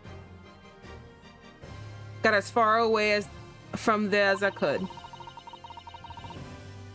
He hit the pawnbroker's ticket in some bushes near the scene. I went to fetch it the next day once it got dark. So McGuilded planned it. And coerced Gina into giving a false testimony. So you're saying that he did kill him. It did have blood on it too. So he did kill him. That's what you're saying.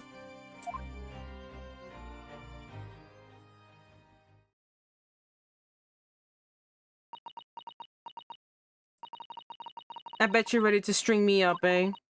I lied. In that big old courtroom, I told some crockers.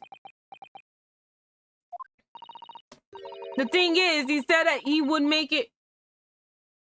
He would make it so we couldn't live in the East End no more. That's what he threatened me with. What a wicked man. He knew everything. He knew everything went on. He knew everything what went on in the back slums. He knew we had no one to look after us, and he was all just looking out for each other, getting by together. So you mean Mr. McGuilded would have, in a heartbeat, he could have had a lot of us chased out of there if he had wanted. And then where could we have gone, eh? Nowhere, that's where. So I didn't have no choice. Oh man. Thank you, Gina, for telling us everything. But I'm for it now, eh? Good. Go on, admit it. You must be livid. Well, not really, actually. Well, you can make amends by doing me a small favor. A favor? What? Sign the representation papers for tomorrow's trial. Eh? If you don't actually want me to represent you in court, you can rip it up later. But we need that paperwork, or we can't investigate. The police won't let us. Investigate what? The scene of the incident last night. Mr. Sholmes was shot, you see. You what? Carly's having a big operation right now, Jeannie. Is it bad? Is he gonna be all right? Sholmes is gonna be all right, right? I don't know, girl.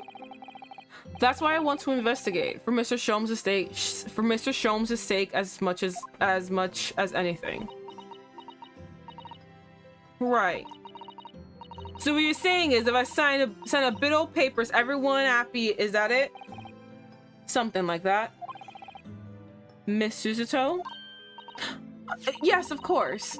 I have the representation papers here.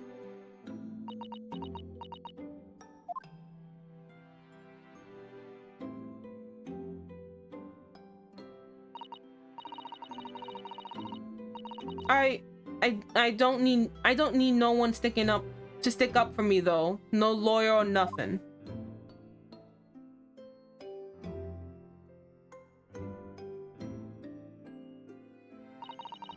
Poor Jeannie. She seems so lonely. Okay, so she did actually sign it. Okay, cool. So okay, we got her representation papers. Well, at least this should mean we can investigate the scene of Windy Banks now. Yes, and perhaps we can come back to visit Jeannie when we're done here. When we're done there. What did I say here? I feel like we finally cracked Gina. She's opened up to us at last.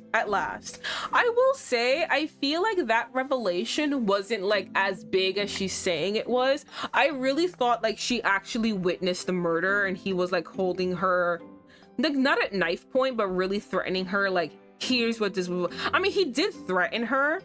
I'm guessing because I was trying to like read everything in an accent and trying to like actually decipher what they're fucking saying in that accent as I was reading. I just didn't get like the full like, I didn't get the full dramatic effect.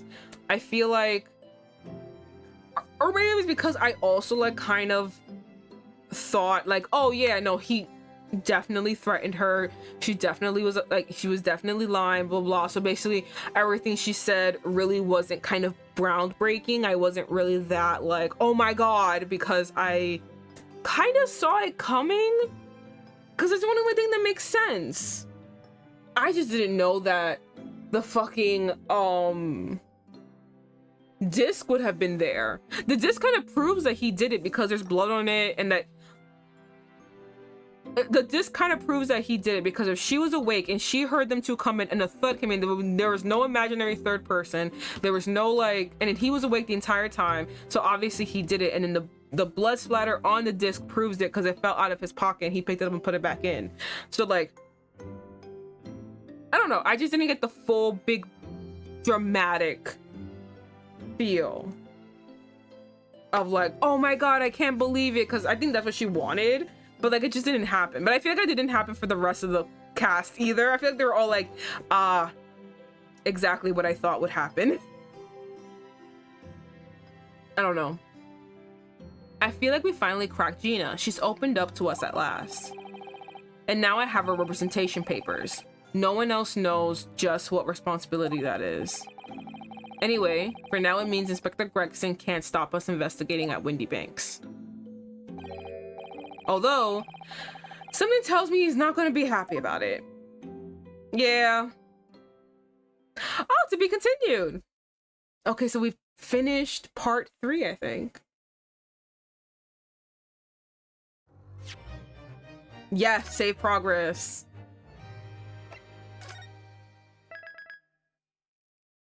All right, guys, we got to part 4. I say we have progressed a lot.